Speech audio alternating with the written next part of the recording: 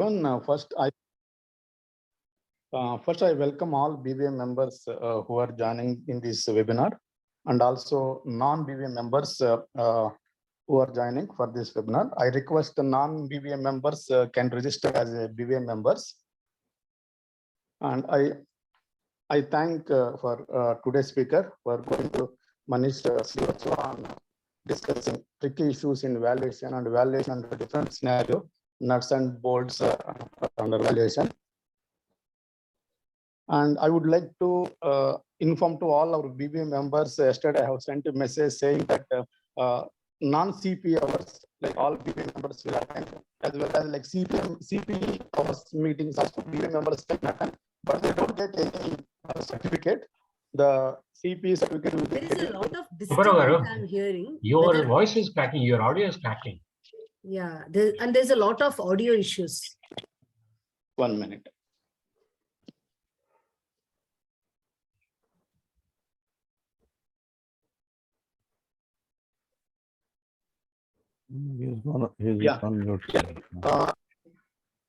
Like CP hours also, like whoever paid, they will get that certificate, and the other members, BBA members can join, but they don't get any certificate, because this is a lot of request is coming from BBA members. And thanks to ACV for permitting this one, like even non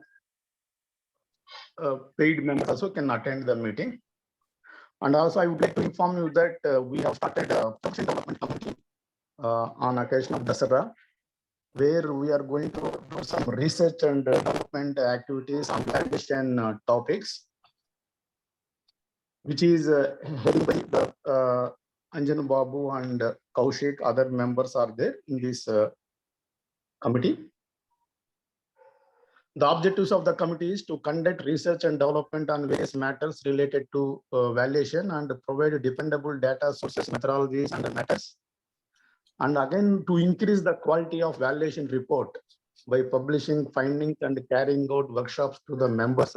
Even yesterday, we got one request, why don't give some format on the valuation report? Like already we have started on that and we are working on that.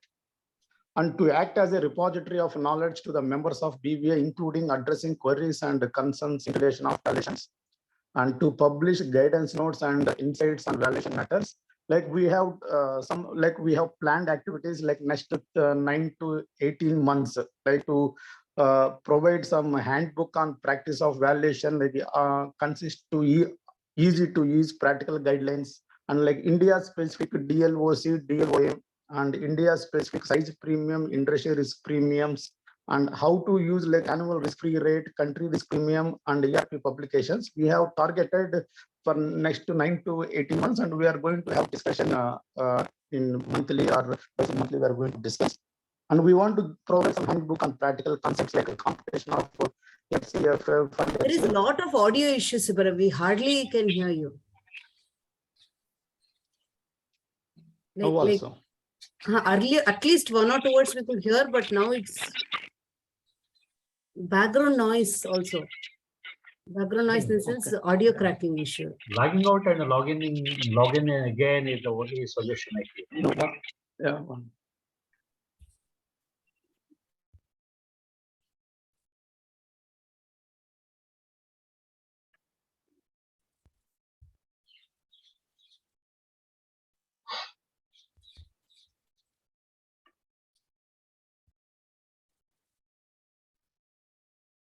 Shilpa, is it okay now? When you ask, it will be better, but when you continue speaking, it's actually not comprehensible what you are trying to say. Okay. Yes, we are going to provide some handbook on practical concepts. Again, audio is cracking. No, we can't hear. We can't hear anything.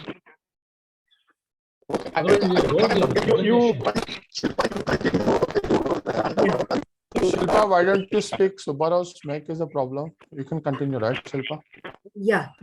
Basically, in summary, this professional development committee has taken up certain objectives, and we are trying our best to give all these, sharing of knowledge to all the members. This is in the summary, professional development committee. Over to the present discussion. I would like to introduce today's speaker, Mr. Maneesh Srivastava. Mr. Maneesh is a fellow member of ICSI, co-founder and director of Alpha Value Consulting Private Limited. He possesses 15 years of experience in valuation domain. He is a regular speaker at various IIMs, premier B schools, and also acting as mentor to Atal Incubation Cell, Startup Chapel, Mariwari Catalyst, etc. I hope Mr. Maneesh has joined. Yeah, he will be joining soon. Ma'am, no, ma'am. Yes, ma'am. He will join in another 2 minutes, ma'am. Yeah.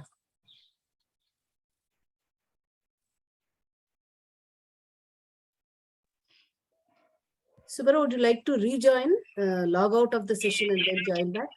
Yes, I'll join.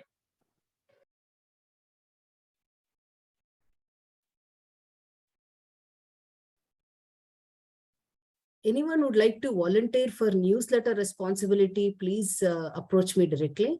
This is all a self-help kind of, association. So unless and until we get volunteers, we will not be able to start any new initiative.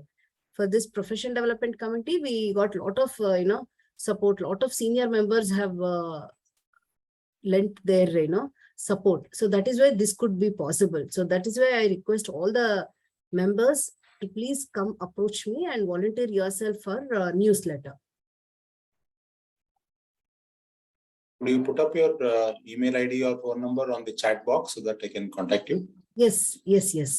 Oh, Okay, mine is it? Krishnamurthy. Yeah, right.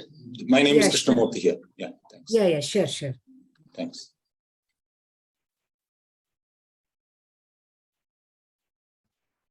Shilpa ma'am, speaker just now he joined, ma'am. Yeah.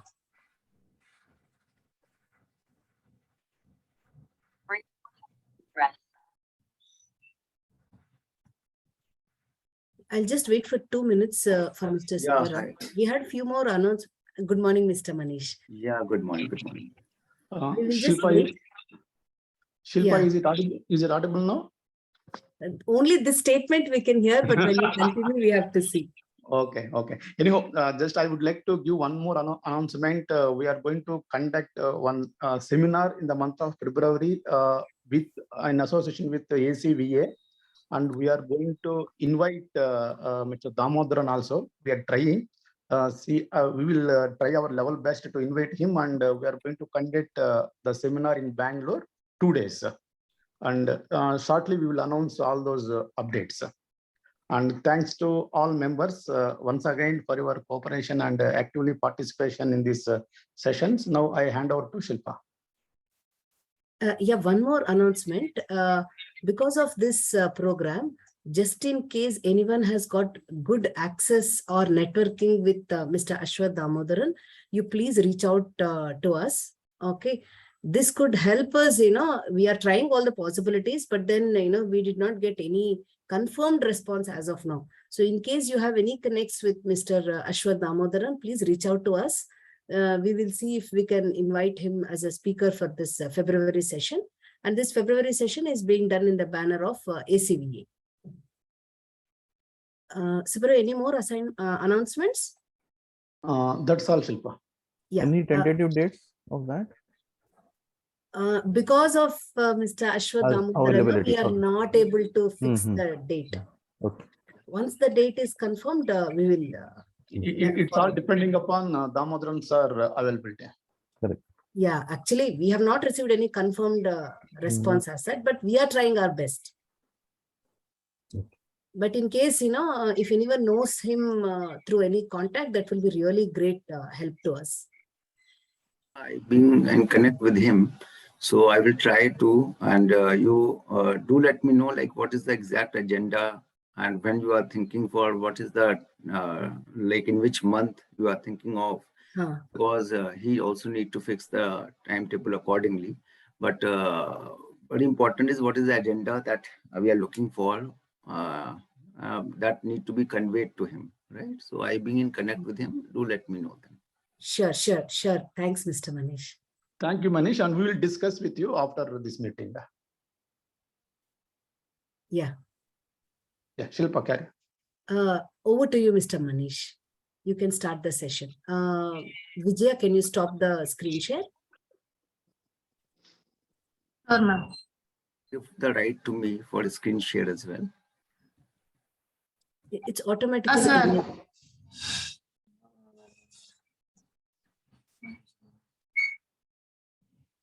It is enabled, Mr. Maneesh.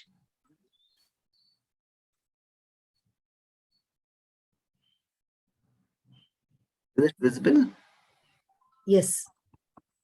Okay, perfectly fine. So good morning to all of you.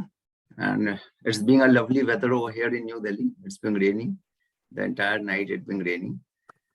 And so today, like if I talk about like what we're going to discuss in this particular session, everybody knows about like different method of valuation, how to go about it, how to apply it. Everybody knows about DCF, comparable company and all these things, right? But the question is like, there may be certain like tricky issues at times that crops up, and then we need to look into like rub our mind to understand like what is right, what is wrong. So that certain points I would like to throw light, like how to go about it whenever there being anything like of tricky nature that comes into picture. And valuation is always being, I would say, the combination of the art and science.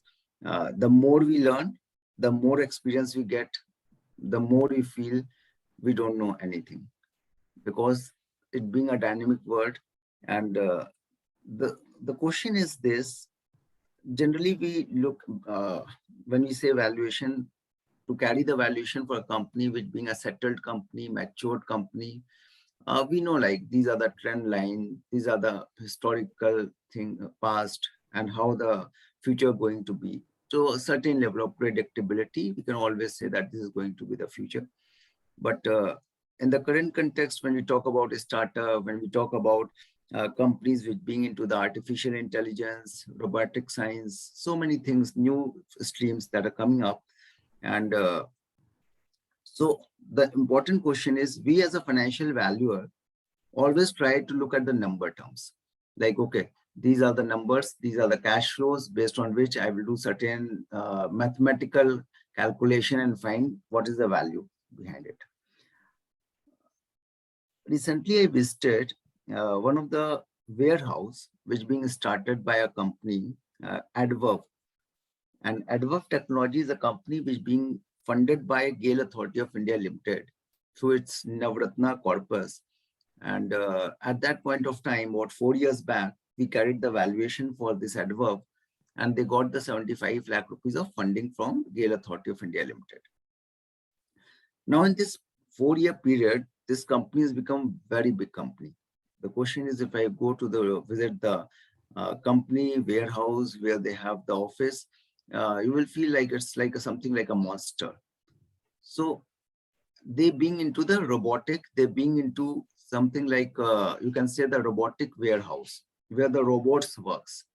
And so if somebody comes to me and say, and I have not visited the premise or the factory and seen the real process that is going on, then my perception about the company may be very different. And I would say that, okay, the value of the company need to be so and so. But when you go and have the first-hand experience, then the perception actually changes. And then we feel like, okay, this has been something which we have never seen in our life. And this is going to be the future roadmap for the India. And this is how the dynamics of the business is going to change, because that being the requirement of the, and the question is like, suppose for the human being, in order to locate the goods in the warehouse, if it takes suppose about suppose 3 minutes time to get one packet find out from the warehouse, then if you look into like how the robots doing, they're just doing it in a minute of the second. So the reason being, like, if we look into like what is going to be the future roadmap, the company like Amazon can provide a lot of work to them. They already have orders from Amazon and all. So the question is, the first-hand experience is always being needed. And I would suggest, like generally we do valuation sitting on the desktop and sitting in the office and look into various spreadsheets, we look into presentation, PPT. But if we talk to the management, if we look into like what is their thought process is, what is the future roadmap they've been thinking about, then it will help us in understanding that what the company exactly all about. Before I would say starting even the exercise, going into the Excel, the more important is to understand the basic nature of the company, the sector and the segment in which it is, how the government policy is being poised forward, and how this is going to gel with the future roadmap of India. And these are the important things that need to be looked at, and that may help in deciding like what is the future rollout going to be, right? At times we feel like we're being pressurized. Maybe the client may not be paying so much of the fee, and why to go about look into all those things. It's better to sit in the office but as a valuer, if you're doing something and to the satisfaction of yourself, it's always being better to go and see and look at, talk to the management. Another important aspect is like, if somebody says that you look into my balance sheet, you look into my P&L statement and my projection and do the valuation of my company. That may not be the right way, I would say, to just look into the P&L, balance sheet and the projection, because every company is different. The numbers being rolled out based on the sector and the segment the company is. And so I would say that we need to understand first the segment and the sector, and based on that we can then judge, as well as the most important point is discussion with the management, which I think is one of the important ingredient in our valuation that need to be and part of, because once the management talks about like what they've been thinking, what are the future plans they have, it will also provide you a clear-cut picture like, okay, why this capex is they are building in the next year, why so much of the overhead costing is going on.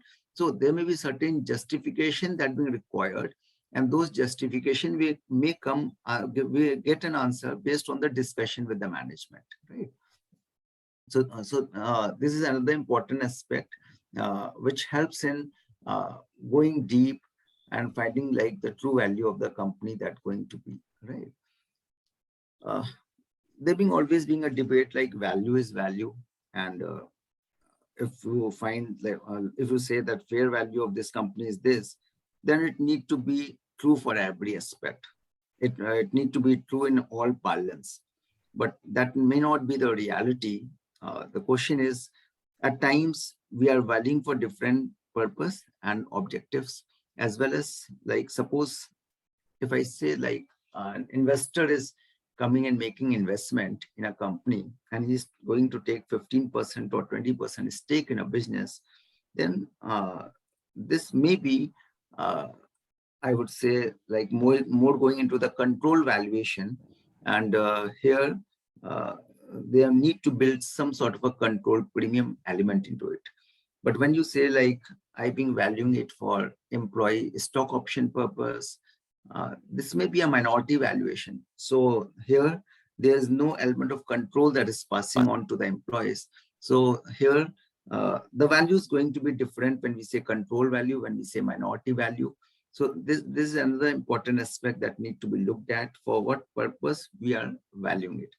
So the very first question from that we need to ask from the management, like what is the purpose of the valuation? Once the purpose is clear, then only we can say that, okay, what is going to be the method, what is going to be the methodology that need to be adopted, right? Now, when I talk about like price and value, yes, of course, price and value may not be one and the same thing. Take example, suppose you started a company as an entrepreneur and you are pitching your company to different investors. Some investor may feel good about your company. Some may say that, no, I am not interested. Some may say, I don't know much about your company background or the sector that you are talking about. So it all depends upon like the value being residing in the mind of the investor as well at times. It is not like I just being the part of one of the event in which few of the angel investors were sharing a dais along with me. So few of the investors, they have the view that, sir, at the initial stage, at a seed stage, there is no concept of valuation. Why valuation? It is we feel about, okay, this person background is good and he is talking about something into a technology side, and if we do good, he can create a good company and may provide a good return on the investment as well. But the question is, it is we decide. It is not the valuer that decides. It is we feel that, okay, this person is good enough, so I should give 1 crore rupees as an initial token money or what so. So there may be you may have a different viewpoint. Investor has a different viewpoint. So it all depends. At times, like the valuation being already decided in the boardroom between the management and the investor, and later on it comes to the valuer, and what we're doing the backward calculation and finding like what is the true number going to be, how we need to come to this number. Because when we restrict ourselves to only like a registered valuer job, the question is like every time when you being assigned a job, the value is already being decided. They just say that we want to get an allotment of shares done at so and so price. You look into this projection and try to build the numbers based on it. But this may not be, may not be the right, I would say 100% you are doing the valuation. This is more like a mathematical exercise that you are doing. But when we say, like a person is coming to you and saying that, sir, this is my business model, this is what I do, you find like what is the fair value of my company need to be, so that I can go and talk to the investor. So at least I should have some sort of defense when talking to the investor, because he will always be talking about discount. He will always talking about like, no, this should not be the value. So you provide me some insight on what should be the value of my company based on the status where I am, based on the stage where I am. Okay. Maneesh, small request. Can you make it in presentation mode, the PPT?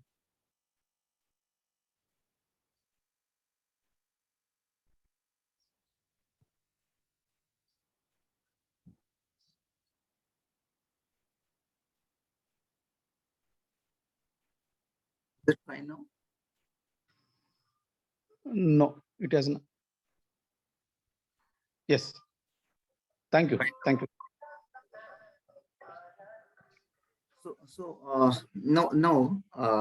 One important and another aspect, not looking from the side of the valuer, but looking from the side of the investor. Suppose I being suppose an angel investor, and I being, or maybe venture capitalist. First of all, the angel investor, the venture capitalists are the most greediest breed, I would say. And why not? They should be greedy because they are taking risk. And if they are taking risk, they want returns, right? So the question is like, at times, at an initial level, the valuation already being decided between the management and between the investor. But there may be times when you need to do the fair valuation of the company. There's no clue from the side of the management that we want this level of the valuation, or this is what we're looking for. They say that you find what should be the fair valuation. And then that is the real job, which as a valuer, we are doing it. And frankly speaking, this is the cream job we need to be looked into. Another important aspect, suppose somebody comes and says, can you value my mine? I have mines. Can you value my mines? Now, who will value the mines? Is it the plant and machinery valuer? Is it the land and building? Or is it the security class valuer? Who will value it? Who is the right person to value it? Now, again, the question arises that it is not the job of the financial valuer. Financial valuer will come later. It is the job of the engineer who understand like what is the ground reality is, what are the ingredient inside the earth, that being how much is the already, what is the retention ratio, what is, so all these factors we are not being part and parcel of. We understand number terms. We understand, okay, based on this, the output that is coming from the land, we can look into the financial numbers and say that, okay, this is the value. So this role of the valuer overall can be enhanced, which I personally believe, if we have a collaboration with the engineers of different sector and segment who understand those things, right? Suppose a company comes to you and say, they being a startup company and comes and says that we being into security surveillance system, like everybody has a camera at every places, in the office, going to the mall, in the 5-star hotel, everywhere there being a camera. But a lot of times that there's a breach in the security system. Somebody can access the node sitting at different place, like what is happening over there. Okay, so this being like a technology factor, which I cannot look into, like, okay, whether this technology will work or not, on which platform it is working. So this is just my thought. So if we have a collaboration with the right guys who being tech guys who understand the technology, then we can go deep, understand more, and then we can place, okay, this is the right numbers that need to be, that being presented by the management. Because otherwise what we do, we just look into like, okay, this is being the financial number provided. Okay, what should be the discount rate? We should discount the cash flow and find the value. That may not be a wholesome exercise. Of course, this is the part and parcel, but that may not be 100% wholesome exercise. It's always being more like to go deep along with the person who understand the segment more, right? Value varies with the person, purpose, and time. That is, who is the investor? What is the value he's looking at? Like, take example.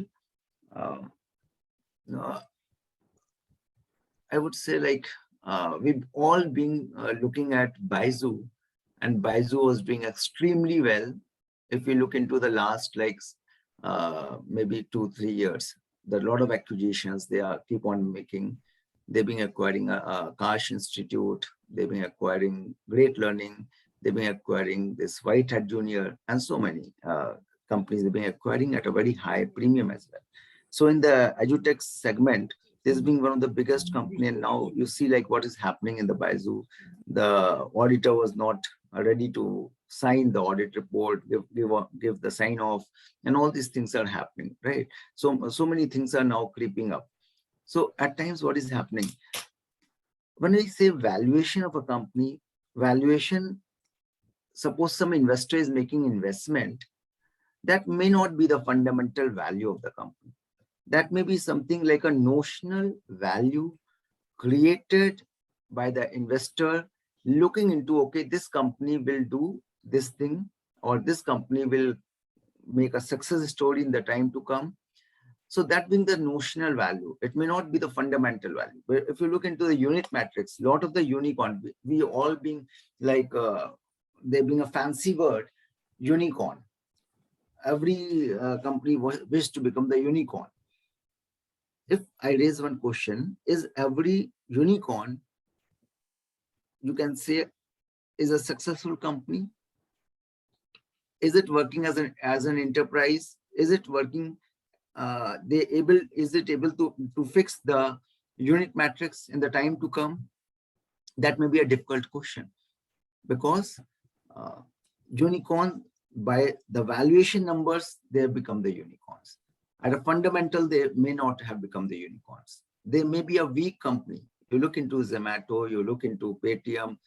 So the valuation is this much. When they being the private limited companies, everything was good enough. But once they have plunged into the IPO and gone for the listing, then they have seen the real taste, like what is the true value they get in the market, how the people react to that, right? So why this valuation or the IPO price going to such a level when where they failed badly at that particular level?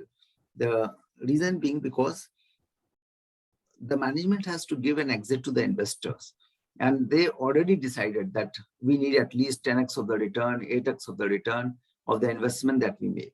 And that is where the entire calculation being worked based on the premise, like how much the return we need to provide to the investor. And that valuation may not be workable when you go into the real market. People sense that this may not be the right price for that. And that is the reality being factor. And that's being the reason why the SEBI has now taken a way forward.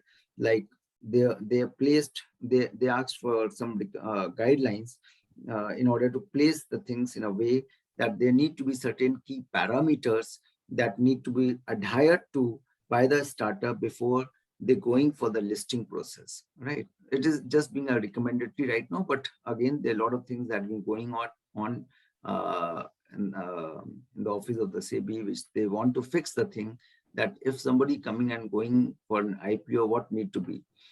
Another important aspect is like from a long time, the company is in a negative territory, negative profitability, negative EBITDA. When they go for filing for an IPO, ready in prospectus, immediately the same day, in a month's time, they start saying we are EBITDA positive. So that is it means that is some sort of a game that being played, and that need to be looked at. And so this being the story that being now running around, like everybody is saying that now at the time of going for IPO, we are EBITDA not net profit, but EBITDA positive, they've been saying. So this is again just in order to make a compliance, or in order to show themselves that yes, we are not into a negative territory, right? Sir, excuse me, sir, one small thing. Suppose as a valuer, we know the nominal value is this one and real value. So could we mention the real value is this much, like example 12 rupees, but the nominal price is 20 rupees in the market? Is it allowed? Can we mention like IPO? We can say no, IPO price is 140, but the real value is 120 only. Like that, could we mention? Is it allowed? Actually, when you go for an IPO, there is a price band that need to be placed. And the price band talks about, okay, from this range to this range, okay. And that is only like, you say like from 120 to 130 rupees. That is a price band that being there. So that's, you cannot say that this is the nominal value and this is the maximum value. You cannot say that way. There is a concept of the price band that need to be placed whenever there is a red-herring prospectus that being filed, right? Now, one important aspect is premise of value. Everybody knows going concern or liquidation. So I place one example to this, which may be helpful to you. Suppose we been doing, suppose there being two companies which are similar in nature, same segment, P&L statement, balance sheet, dot by dot, everything is same. The projection not being provided to you. It is only like the balance sheet, the P&L statement, and the past historical financial that being provided to you. Now you need to value it. Now the question that arises is, one company being driven by a person who is 75 years of age, with no succession planning, no son, no daughter, and another company with the same set of financial numbers being run by a person, by three professional directors, aged maybe 40, 45 years of age. Now, if I need to value these two companies, so when I say valuation is a art and a science, so this example will prove Like it is not only a science because the numbers are same, the segment is same. I should come up with the same value for both the companies. But the question is, one person is 75 years of age with no succession planning, no son, no daughter, nothing. Who will run the company? He has lived his age. Tomorrow something happens, the entire company will go in a different aspect. So the question is, we need to look into like what is the real life scenario is. And so maybe the future projection for the two companies is going to be very different. But because here the projection not being provided, so we need to look into certain sort of discount for a company which being run by a person 75 years of age. Okay, so here it is not only the number which plays the game. At times, lot of times the qualitative aspect, these also play a lot of role, and we need to look into all those things before assigning any number terms. And these information we don't just get from looking at the P&L and balance sheet, and that is where the need arises, where we talk to the management and understand what is the real things are in the company, and what is the stage of the company, who been running the company, what type of promoter is there. So all these things also creates a value proposition.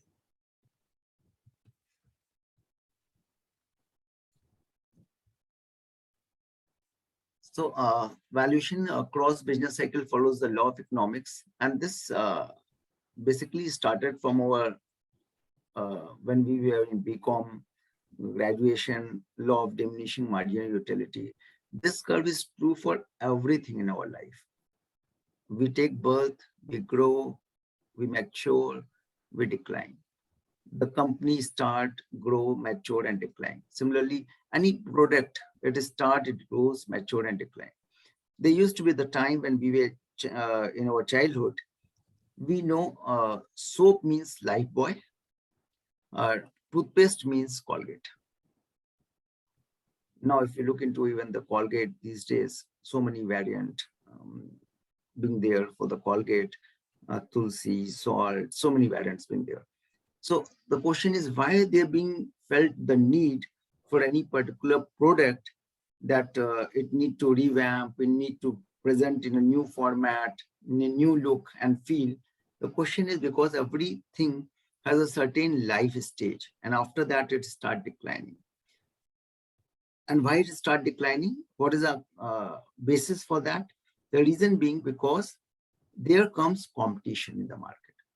If you are doing something very extremely good and you say that I being the market leader and that segment is attractive and lucrative, then everybody will start jumping into that particular segment.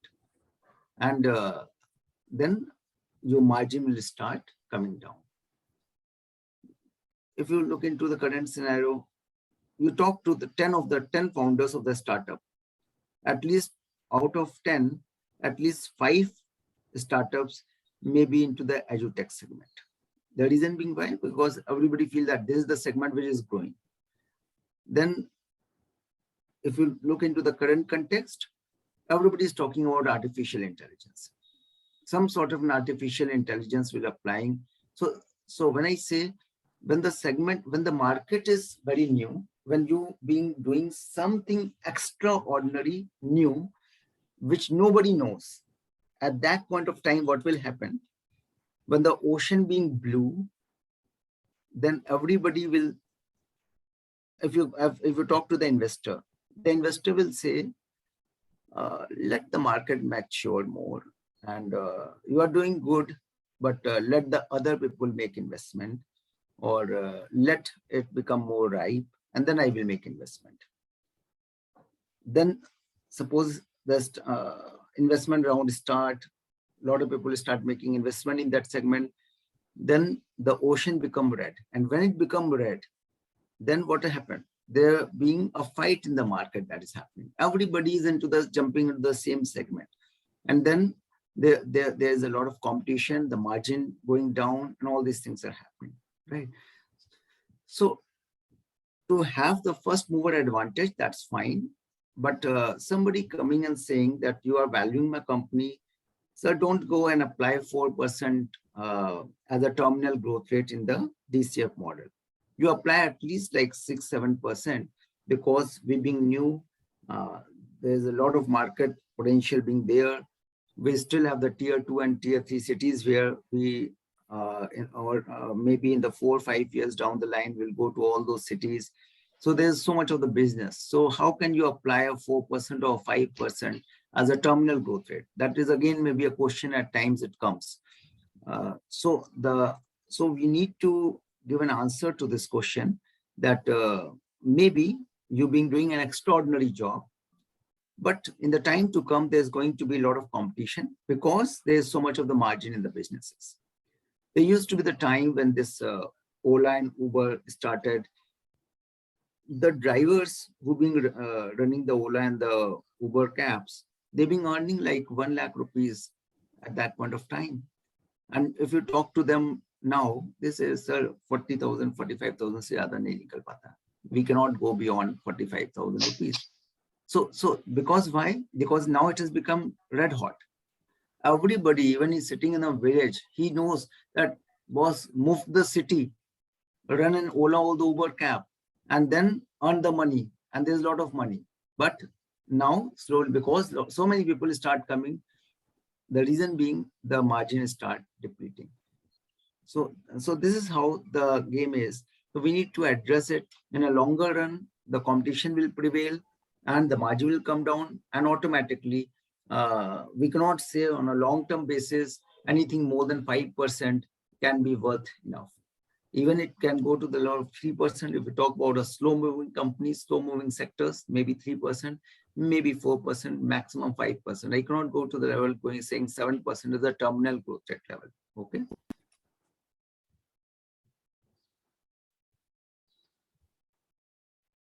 So methodology, everybody knows. I will not go in detail into this, but few highlighters or the point I will try to place. Like when I say discounted free cash flow, one question that crops to the mind is discounted free cash flow measures the intangible value also, or does it measures only the tangible value? This again being a question point, which at times people say that it is only the tangible value it measures, and some people say that measures the intangible as well. I know like most of the people, you know the answer, but just for an example's sake, suppose if I go to purchase a shirt and an Arrow shirt from the market, from the showroom of the Arrow, then what should be generally the price is? The price is suppose 3,000 to 3,500 rupees. That is generally the price of the shirt, Arrow shirt prices. So when I say 3,500 rupees is the price, how this 3,500 rupees being built on what factors it being built on? It is not only the cloth, it may be like the brand value, it may be certain endorsement. So a lot of factors which goes into in building that 3,500 rupees. So when I say endorsement, suppose Mr. Amitabh Bachchan coming and presenting, okay, Reed and Taylor and all this. So he is endorsing, he is actually taking the money from the company in order to endorse the product. And because of he taking the money, so the cost need to be built into the company only. So it is creating a certain intangible value for the company as well, because maybe my particular product may not have so much of the visibility factor, but if a person of such a stature coming and presenting that particular product, then everybody knows, and he has a power to attract so many eyeballs and mind of the persons, right?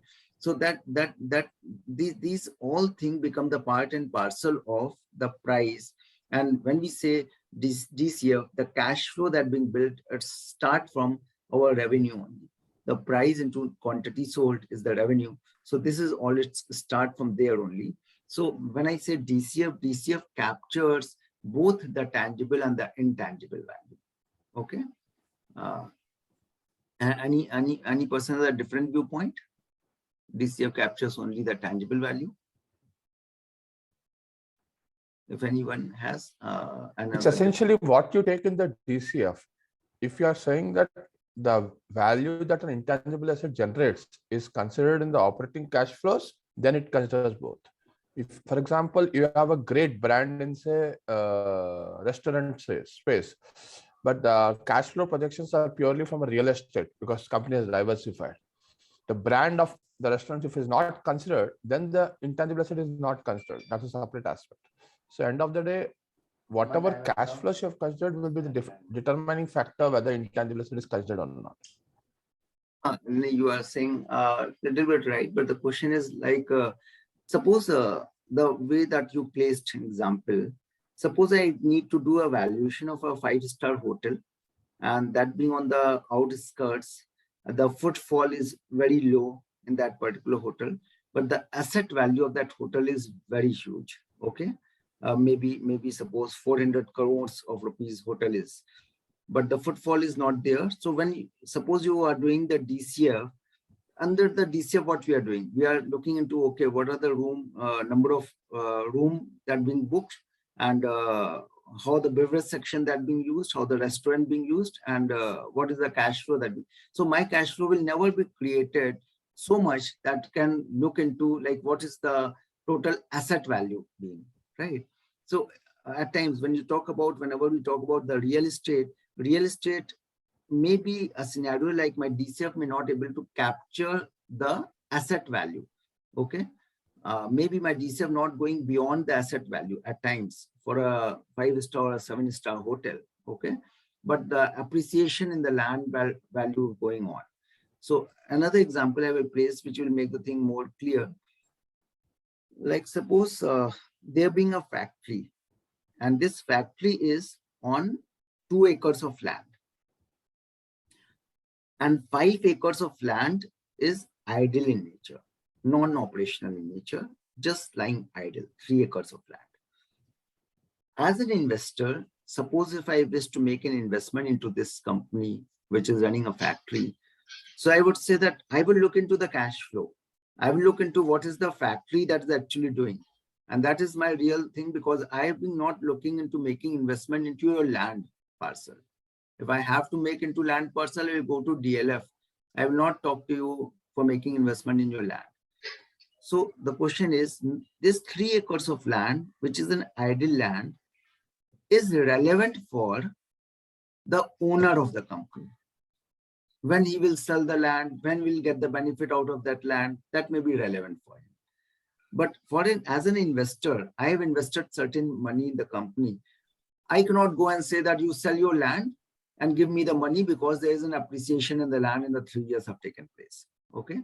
So I will look into like, okay, this is the business. What is the business that it is generating? Out of that, I am getting the return from the business. Okay. So I've been more concerned with the factory rather than the land factor. Okay. Here I have one more, Maneesh, good morning. Here I have one more view. Suppose you are talking about discount cash flow is of both for tangible and intangibles, both. In my view, suppose one franchise is say Barista, and one startup company, they want to invest in that and all. Based on the cash flows, the intangible asset portion, whatever is there, it pertains to the original this one investor of Barista, not to the particular this startup company. In such case, how the projected time values of this one into intangible asset is included in that? I will ask one question to you. Yeah. That when you go to Barista, yeah, and you take 1 cup of coffee, what is the price that being charged? If suppose the price being charged 200 rupees for a coffee, okay, then why, how this 200 rupees, what is that can, why it has reached to the level of 200 rupees? Coffee, milk is only costing 10 rupees. Coffee is only costing, best of the coffee may be costing 1 teaspoon of coffee, may be costing maximum to maximum 15 rupees. So the total is 25 rupees.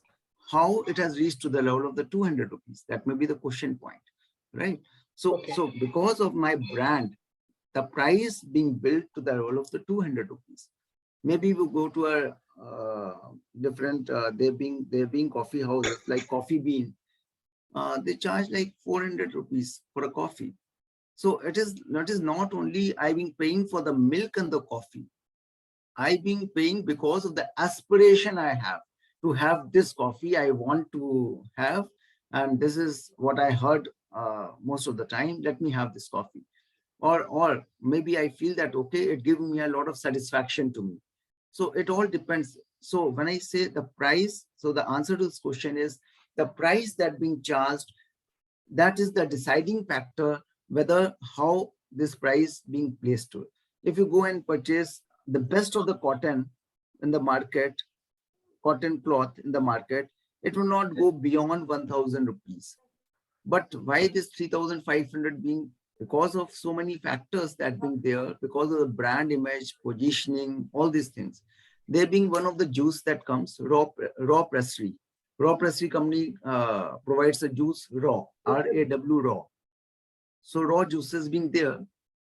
And this company charge for a small little bottle, 100 rupees price is the, so how this 100 rupees price? I was amazed to see, you must have seen like sugar cane juice we used to have, and sugar cane juice is just maybe from a thela wala we get 10 rupees, maybe 20 rupees.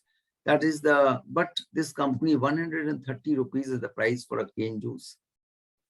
Now you look into like why, how 130 rupees that being gone into, where it has gone into? Is it gone into actually the product? So 130, a lot of the intangible things that being part and parcel of. So when I say DCF measures the control value, overall value. But at times when you say like, okay, out of this DCF total value, I need to bifurcate out what is the tangible asset value, what are the intangibles in it. Then I would say I would do a PPA, purchase price allocation, and I would say, okay, the patent, suppose there is some patent value is so much. I would say, okay, the brand value is so much. Okay, the technology value is so much. Human resource value is so much. And the balance amount that been there is the goodwill that been there, right? So this is whenever any transaction happens, the other company which is purchasing need to book it in its books of account. So it says like, okay, I've been paying for what? I've been paying it for these assets, these is intangible, identified intangibles, and the balance amount that I've been paying is as a goodwill. Okay, because if you pay the entire amount as a goodwill, you will not get the benefit of the amortization. So under the intangible, you get the identified intangibles, the amortization benefit you will get, and that everybody wants to get the benefit out of that. Okay, so that is where the purchase price allocation exercise comes into picture. Okay, Fine, sir. Fine. Yeah. So similar, like I had done one valuation of a hotel. In that, I'm a land and building valuer. So I said that the whatever the revenue it is generating is because of the brand of that hotel. It is not the asset of the value of. So I could not justify that. I could not convince them. But this is the point which I wanted to make. That okay, there is a hotel which is doing a lot of income, but if he sells this, then what will happen? The fair market value has to go down because it is not, may not generate that much of income later on. So this is what I would justify that.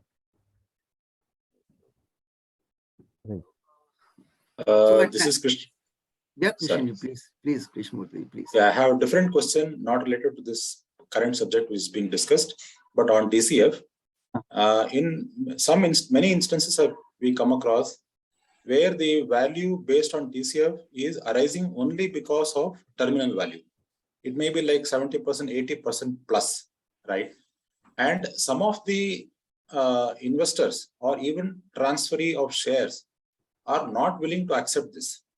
And as registered valuers, we are at least told, at least by our teachers and mentors, that look, you need to adopt one type of value. You go with DCF, or you go with book value, or you go with some other value, but don't try to do weightage for book value plus DCF plus something else and arrive at something. It's not a good thing to do. Now, what is the solution for this? Is there any way that we can, because projections seem to be reasonable, But unfortunately, the terminal value is so high that any prospective investor is not willing to accept it. So what is the workaround for Yeah, this? Krishna, Mutiji, very beautiful question that you placed, and it generally happens. Most of the time it happens. Like when you ask from the management, 5-year projection, they provide forward 4 years, all negative free cash flows. And then one fine day, last year, it becomes a 10 positive. And then you will say that because based on the terminal, we need to create a value, 70% value coming from terminal, 25% just coming from my 4 years projection, because it's all negative, no value being created out of that. Okay, so how to go about it? The way forward is, whenever this sort of scenario being there, we say that okay, because your business may be burning out in the initial years, maybe capex involvement may be there, so you need to extend your projection forward. It may not be then 5 year, it can go to the level of 7 year, 8 years, and then because you need to see the light at the end of the tunnel. I cannot say like after like entire all dark, they bring the sun one day. Okay, my terminal value cannot be creating like a sun image. So I need to extend my projection and see that, okay, based on the certain visibility factor. Suppose if I've been doing a valuation for a dam or a road project or Narmada project and all these things. So 5 year may not be, there will be no revenue as well. Maybe it will, the revenue may come maybe 8th year, 10th year. So I cannot go and look into 5 year, it will provide me no value at all. Okay. This is one answer to your question. Second answer to your question. Suppose somebody has provided you projection, and these projections, you feel like the company, even in the 5th year, was growing at a level of 80%. So should I apply just the terminal value from direct to 80%? I bring it down to 4% terminal growth rate. Is it a right way to do it? So these companies are called high growth companies. So for these high growth companies, what is needed to be looked at? We can build an H model that I'm bifurcating my terminal value into 2 parts. I've been saying that till 5 years, okay, these being the projection, 80% is growing. Then for the further forwards, 4 year, 5 year, or 6 years, I may apply an H model and saying that, okay, there being one column inserting as an H factor. And it is saying that, okay, from 80%, it will come to 30%, and then it will come down to 4%. Okay. So this H model is an answer to the question, whenever we're not able to harness the entire growth momentum in our 5-year period. Okay. We feel that there need to be a further extension of this period. And the management is saying, I cannot provide you the projection further 5 years. Then how I can do, I can apply an H model and say that, okay, my 5-year projection is this H model, further 6 years projection based on the H factor, H equals to N by 2. So I would say that, okay, these are the N number of years that further forward, this is the growth factor I have taken, and then 4% terminal growth that I have taken. So this will provide an answer to the question. It will satisfy the auditor as well as it will satisfy the management as well. And you're able to get the numbers what you wanted to as well. Okay. Thank you so much. This is one question. Another question that you raised, that we look into different method and find the average and say, okay, this is the value that may be coming. And you yourself said that may not be the right approach to look at. Yes, of course, this is 100% not a correct approach, because it depends upon the business model of the company. I cannot apply, suppose Paytm was now listed, suppose it was not listed. At that time, I've been talking about, we've been doing a lot of valuation for Paytm before that. So I cannot go and apply the P multiple. It will provide 0 value because the profit is negative. I cannot apply EBITDA multiple. It is negative. It will provide 0 value. The only thing that being left is to apply the DCF method based on the future forward projection and numbers, based on like how many users that been there. And that is the only way out. If I apply the other methods, the net asset value, I have applied certain weightage, then the entire value game will be different. That is not right, because these methods are not capturing the essence of the business. So how the essence need to be captured, that is all dependent on what method we need to apply. So there's no need. It is just like a book. When we being in the college, the book says you go all method, apply the weight and find the value. That is not a right approach to look at. We need to look into the business model. Which business model is captured through which model, and that is a way forward. But if suppose there being a company which being a settled company, matured company, in that parlance, what method to apply, then we can always look into all sort of method, comparable, DCF, comparable transaction, net asset value, and then we can say that, okay, this is the fair value based on the certain amount of weightage that we are applying for, okay, for a matured company.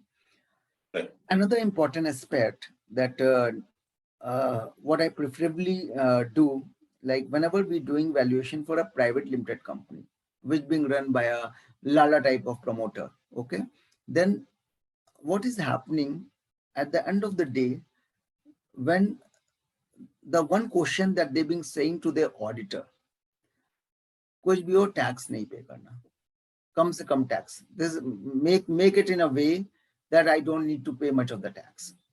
So what is happening?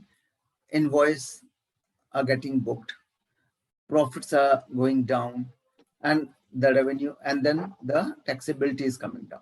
Okay, so never for these sort of companies where any round of investment has not taken place, where the due diligence has not taken place, it is always being better not to go with the P multiple method, because profit, they will always say, sir, books mein itna dikhta hai, lekin reality mein itna hai. But I have to follow the books. And if I follow the books, my value will be suppressed value. Then I may look into the EBITDA, or I may look into the sales multiple, and that may be the different. I may look into DCF and all these things, right? This is another important aspect जो generally होता है. अगर हम जाएंगे और लेके हम promoter के पास, promoter बोलेगा क्या value निकाला, ये तो बहुत कम है. So the reason being why, because that being the suppressed numbers, and I've been working on suppressed number, that is not right way to go about it. Okay. But sir, how can you prove that? You know, tomorrow if you are questioned as a valuer, how can you prove that? Yes, very good question that you ask. And I feel good whenever like the people like you ask these questions. It means everybody being on a learning curve then, right? So how to prove it? First of all, we as a valuers no need to prove to anybody. It is not we are not auditors. We are not our role is not to look into going like आपकी ये book सही है या गलत है, उस auditor ने ये audit किया, ये गलत audit किया या सही audit किया. Who I am to say so? Some auditor has done it so, and I believe that यार profitability जो इनकी दिख रही ना, इतना बड़ा revenue होने के बाद भी, और manufacturing company, it is not a trading company, और profit कहता है कि 1% का profit आता है, it means 100% is not right. So we need to look into segment which is, and what is the margin that being there in a comparable company segment. So then we can judge ourselves, first thing first. Second, suppose आपने नहीं माना, आपने कहा छोड़ो यार valuer है तो क्या, I being also chartered accountant, let me go deep, find it out क्या problem है. सर ना P&L से ना balance sheet से किसी से answer नहीं आप find कर पाएंगे. The only way that you can find an answer, go to the trial balance level. And you just see that throughout the year सब कुछ ठीक चलता है. जब लास्ट ऑडिट का मंथ आता है, जब लास्ट के 2 मंथ्स बचते हैं, तो सारी बुकिंग वहां पे स्टार्ट हो जाती है. तो आपको केवल फोकस करना है लास्ट के 2 या 3 मंथ्स में. आप देखोगे ट्रायल बैलेंस में आपको ऑटोमेटिक वो एंट्री मिलेगी जो कि बड़ी बड़ी सी 3-4 एंट्रीज होंगी. तो वो ऑटोमेटिक आप जज कर पाओ. आप उनसे बोलो कि इनके इनवॉइस लाओ, कहाँ पे क्या हुआ है, ट्रांजैक्शन क्या हुआ, आप दिखाओ कैसे कैसे क्या हुआ है. ये काम हमारा नहीं है as a valuer, this is not our work. जो इनकम टैक्स डिपार्टमेंट है वो इसी प्रमाइस पे वर्क करता है. वो P&L बैलेंस शीट नहीं देखता, वो कहता है भाई इनका सारा ट्रायल बैलेंस में हुआ, देखते हैं क्या बुकिंग क्या हुआ है, कैसे हुआ है, उस बेसिस पे ये जज किया था. फिर उसने कहा कि नहीं, हमने तो इतना बड़ा एसेट खरीदा हुआ है, दिख रहा है एसेट खरीदा हुआ है, आपकी बैलेंस शीट में आ रहा है एसेट, उसका डेप्रिसिएशन चार्ज किया जा रहा है, but in reality, there is no asset in the company. So these are the things that can be noted of. Okay. So that is the only way forward. Maneesh, Yes, please. Maneesh, good morning. Yeah, Chandra ji, bataiye. Hello. Yes, sir, we can hear you. Yes. See, you were saying about this terminal value in the first 4 years, there is a negative growth, or last year there is an increase in growth. So now, is there any standard benchmark? What is the terminal value? What is the explicit value? Can we have some benchmark? Terminal value should not exceed 50% of my explicit value. Correct. There is, first of all, there is nothing like, I would say, a mathematical formula for that, but we need to look into like at least like minimum to minimum 50% value जो है हमारी explicit और 50% value implicit, इसका ratio कम से कम इतना होना चाहिए. ऐसा नहीं हो कि one day something happen and 80% being in the terminal value level, right? तो वो कुछ लोग कहते हैं वो 60-40 रेशियो होना चाहिए, कोई कहता है 50-50 होना चाहिए. There is no hard and fast rule. Every company is different. Her company का अपना एक अलग पैटर्न होता है एंड उस पैटर्न के अकॉर्डिंग वो मूव करता है. तो बट हाँ, अगर मेरा 50% कैप्चर होता है, 45% भी कैप्चर होता है, देन इट्स फाइन कि चलो वो चीजें अभी धीमे से बाद में ग्रो होगा और एच फैक्टर लगा के हम उसको और फर्दर एक्सटेंड करके हम देख लेते हैं, चलो यहाँ पे 60% तक वैल्यू आ गई, राइट? तब जाके बचा हुआ 40% हमारे टर्मिनल से आई. That is how that need to be looked at. There is nothing like a written law कि वो 50-50 होना चाहिए, 60-40 होना चाहिए कि क्या होना चाहिए, ठीक है? बट ऐसा नहीं होना चाहिए कि 80% टर्मिनल में 20% हमारा एक्सप्लिसिट पीरियड. ऐसा नहीं होना चाहिए. Okay. Yeah, Maneesh sir, I have a question. Yeah, sure, sir. So if there is a hello, am I audible? You are perfectly audible, sir. Yes. So there is a valuation being done. So one of the investor wants to acquire the company for a majority of stake. Now, currently the company which is being valued has certain expenses, which are like the remuneration to the directors as well as the loan to the directors and all that, to the existing directors. So can we adjust those expenses in the multiple valuation?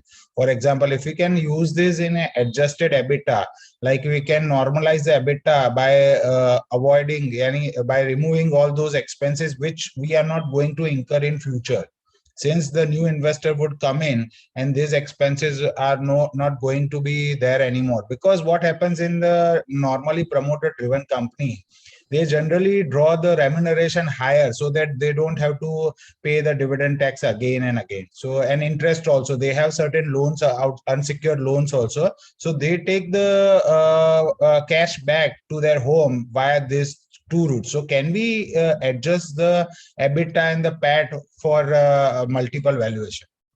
First of all, this is for just for informal guidance, like what is going to be a future में हम कैसे run करेंगे. That is solely for who is purchasing the company, okay? But जो cell कर रहा है company, वो तो वैसे ही करता है. तो वैल्यूएशन तो जो भी हम डिसाइड करेंगे, मेरा फ्यूचर से कोई उससे लेना देना नहीं है. फ्यूचर को हम जैसा रन करना चाहेंगे, accordingly I will run that way.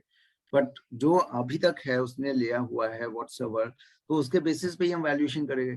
But हाँ, अपने को इनफॉर्मली जानने के लिए what should be the value going forward, किस तरीके से I will able to bring an efficiency into my company by removing these expenses and creating a greater value proposition for all the stakeholders, वो हम कर सकते हैं. That may be a different ball game, but ये जो आप बात करो, this being at two different stages that being there. One stage when you are saying that okay, you present your books, I want to purchase your company based on your financial numbers. So that is one stage. Second stage is, okay, if we take this company and then we will, how I will bring efficiency into this company. So, okay, these are the extraordinary expenses that being there. So I will create a value proposition in the time to come. Okay. So these are the two different aspects of the thing. Okay. Actually, in the projection, they can consider, no? In the projection, they can reduce the remuneration. When there is a variation in the ratio, so they can justify to the valuer saying that these are our efficiency factors. Is it not possible? In DCF we can do it, but I was asking on multiple side. So basically multiple valuation. Sir, you said that in the previous discussion, you said that if the promoter is of the higher age and there is no successor, then we need to give some sort of a discount. I'm handling one such case of transfer of success or sale of business. So what normally the discount is offered? Suppose my normal DCF value is 100 rupees. So what rate of discount? Because I'm of 70 plus and I have no successor, I want to move out. I have a buyer, but normally how much discount? Say 25%, 30%, or how much discount is offered? It depends upon, sir, percentage is dependent upon the profile of the person. Suppose Profile of the seller or buyer? Profile of the person who was running the show till date, not the buyer. Okay.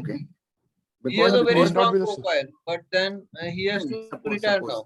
Suppose take example. Suppose Mr. Damodaran also runs a company. Suppose example. He does not run, but suppose he runs a company. So it is his name which is prominent Madam name. Bona, please mute your.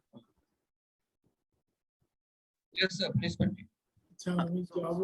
It depends upon the profile of the person. Okay. Suppose you are saying that because of this person, the company is able to bag all the orders. He has such a strong profile. Wherever he goes, with whomsoever he meets, the company is able to bag the orders. And the company is able to do the things because of him only. Okay. And his contribution factor is suppose maybe 80%. And even if some other person will come and step in, he may not be in a position to bring so much of the revenue to the company, so much of the business for the company. Okay.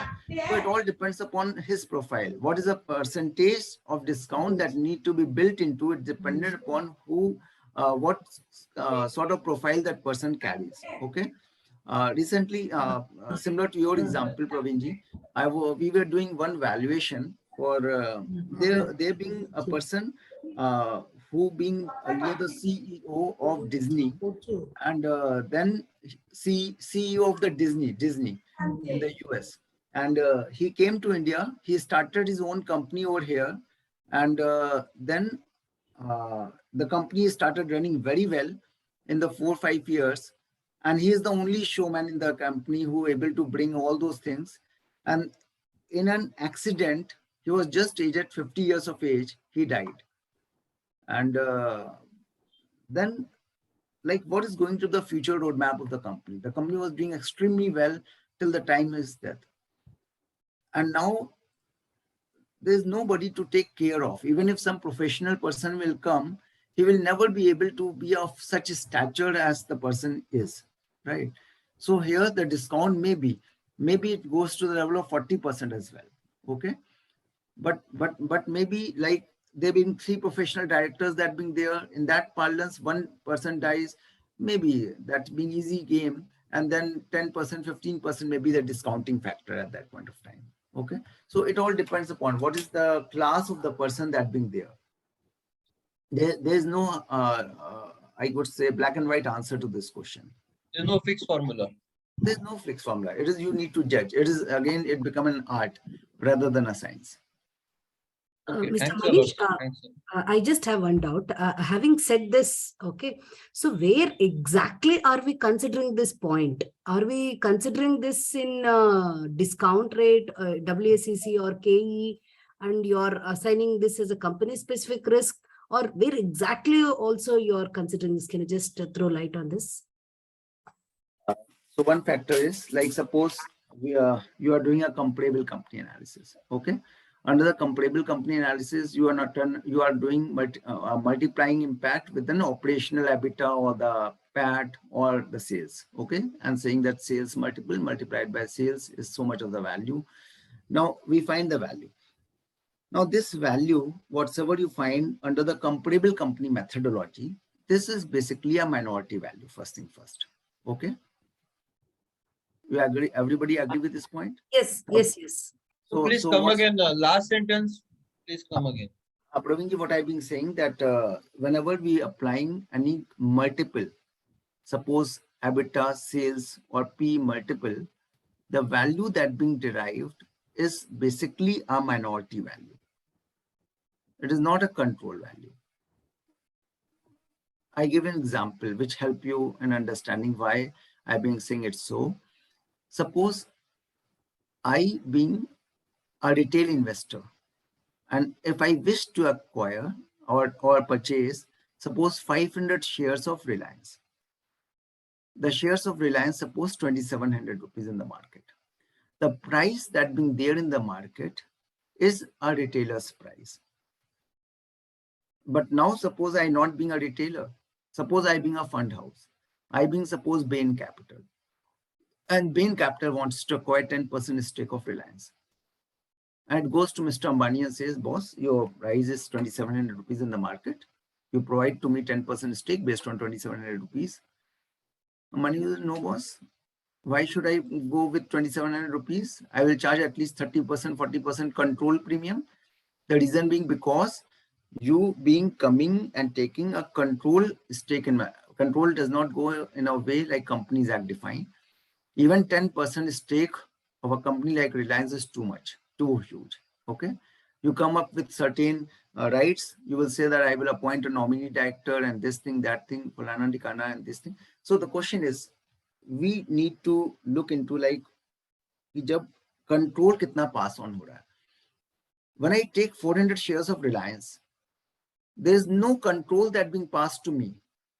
If I tomorrow go and say, I being the part owner of the company and I being a shareholder, and you show me like what is your future roadmap is, what is your projection going to be forward 5 years, and that's a listed company. They will say, no, you have no right for that to look into my projections. And that's a price sensitive information. I cannot share with you. But suppose there is an investor. He is having 30% stake in a company.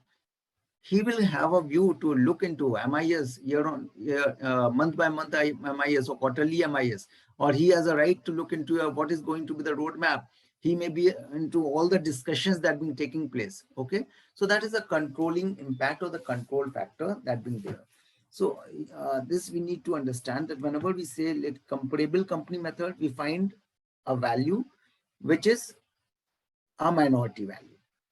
Now, suppose this person is selling the business, as Praveenji was saying that one business being sold and this is being run by an old guy.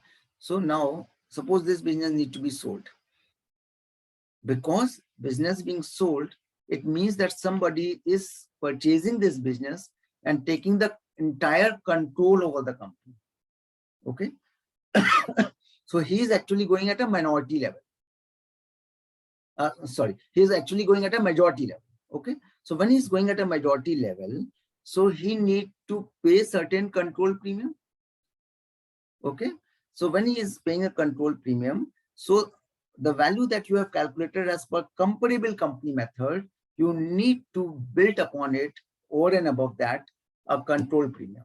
It may be 30%, it may be 25%, it may be 37%, it may go to the level of 40%. It depends on sector, segment, and it depends upon the profile, and it depends on a number of factors. I cannot say like 1, 2, or 3 factors. It may depend upon a number of factors. So this needed to be built over and above the comparable company method.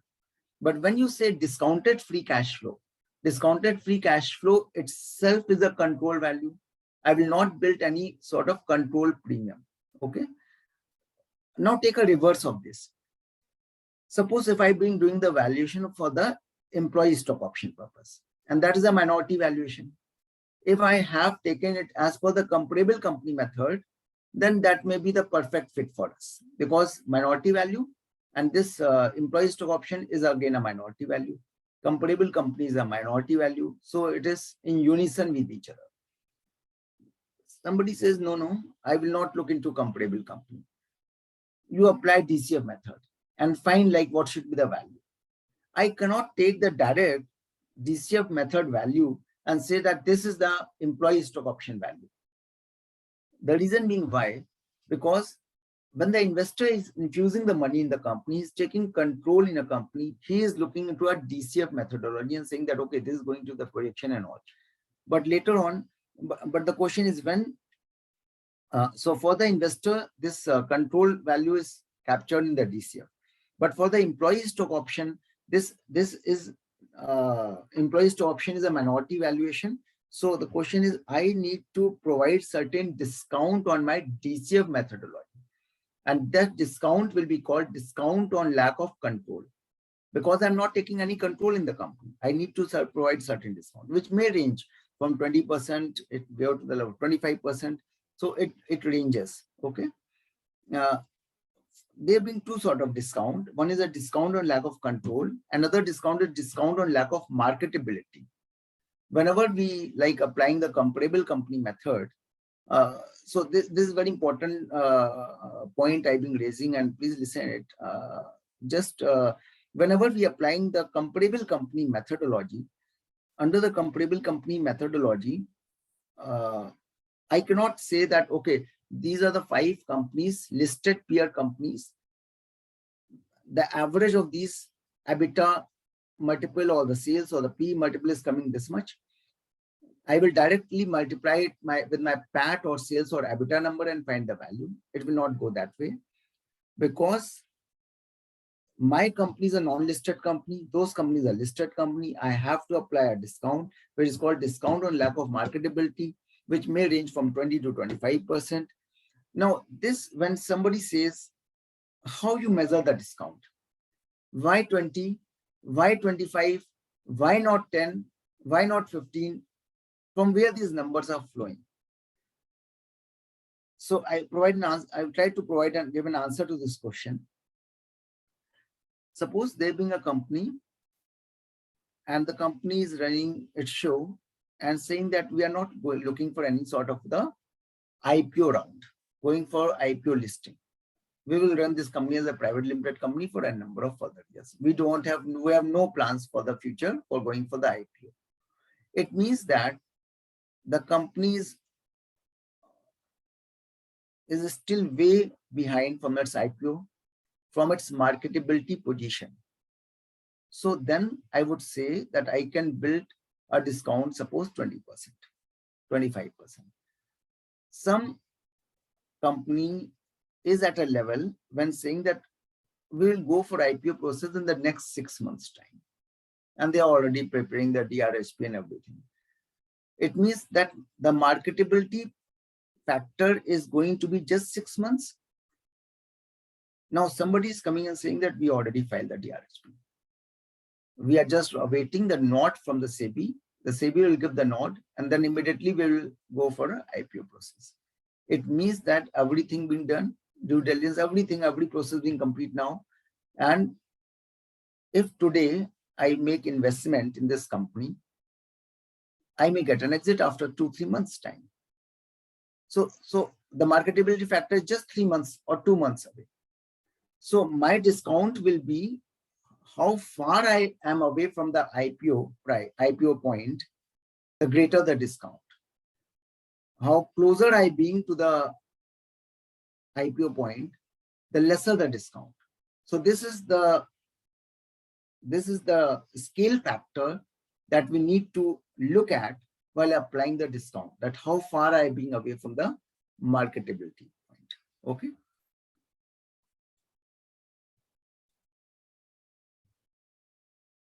Let me come to.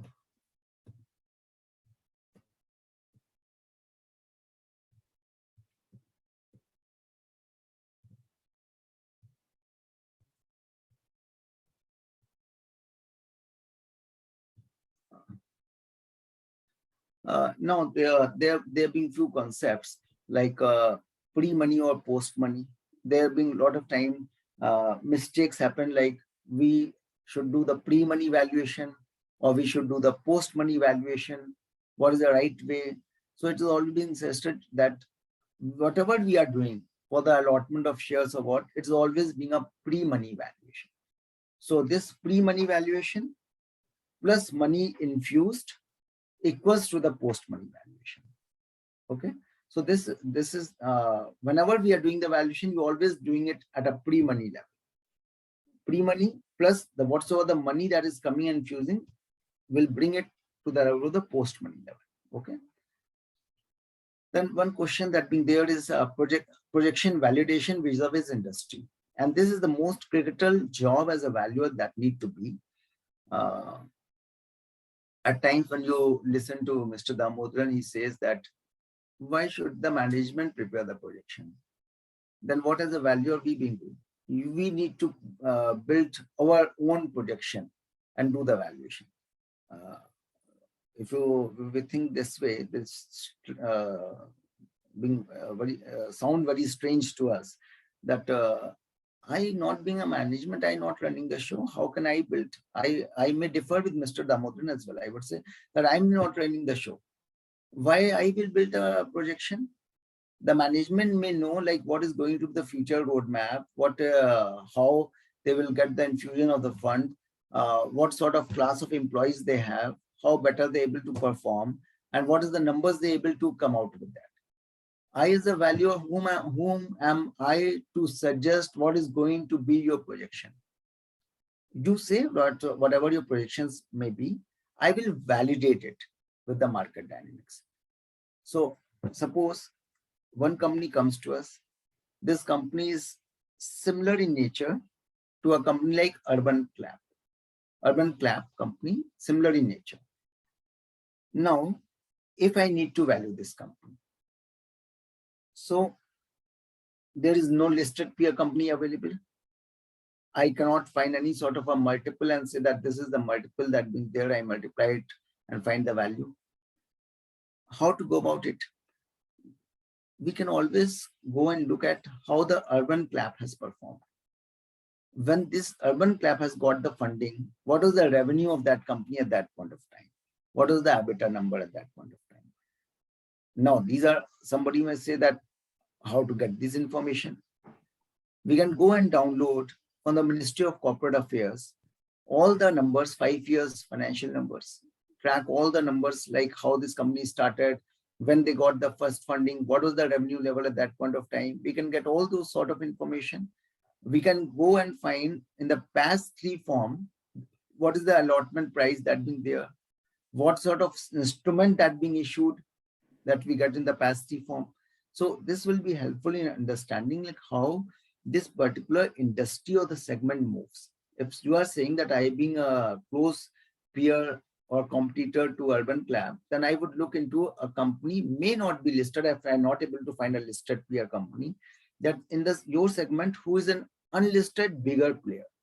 And if I able to look into like what sort of margin that company runs and what sort of margin your company is looking forward for in the forward years. And if it is sinking somewhere, maybe 2%, 3% up and down hardly matters. But the question is somebody saying that my profit margin will be 70%. And the Urban Clap has just only 15% profit margin. It means that you are thinking something different and you are not going the way the market dynamics behave. So this is where the validation of the projection need to be built into.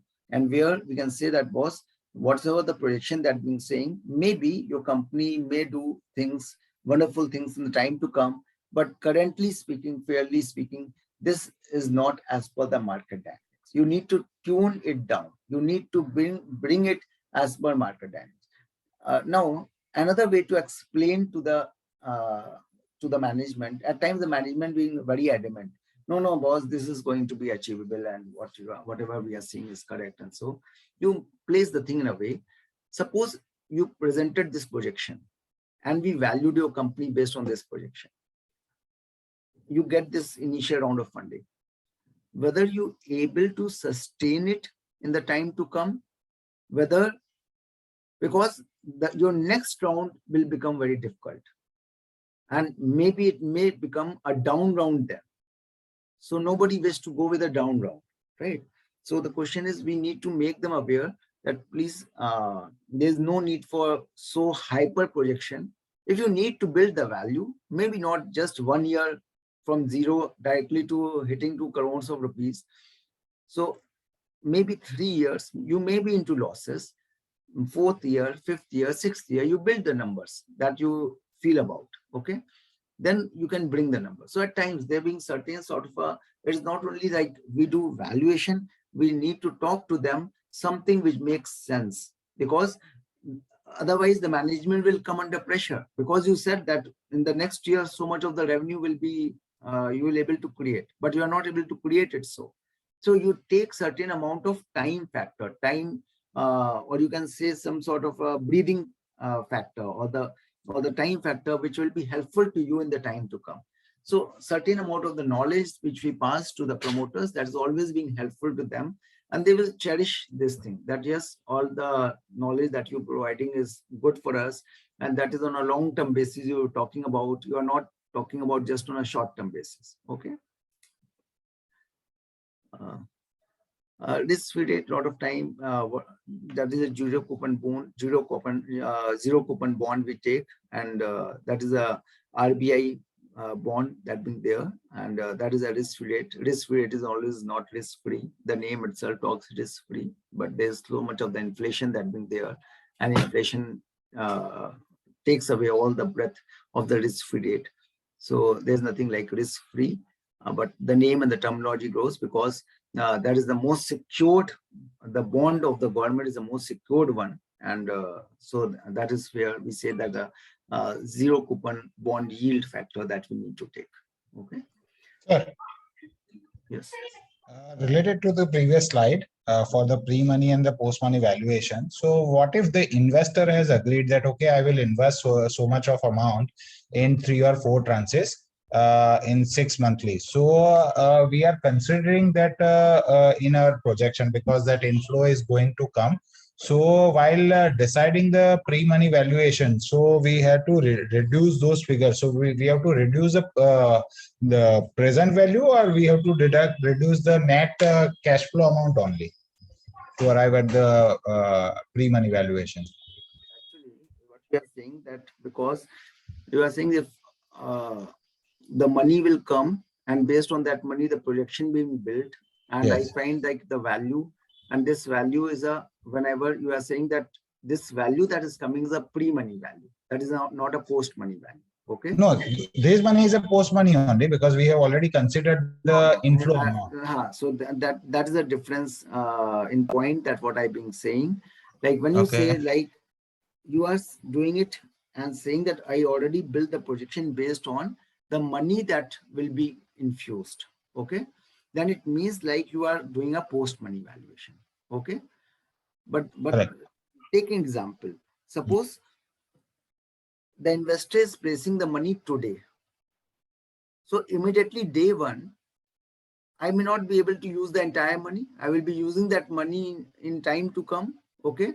So it will percolates into my business slowly and gradually, and slowly and gradually certain cash flow will be built. Okay. So I've been saying that whatsoever the projections that been there without the infusion, that is a pre-money plus money infused, whatever you are saying, equals to the post-money valuation.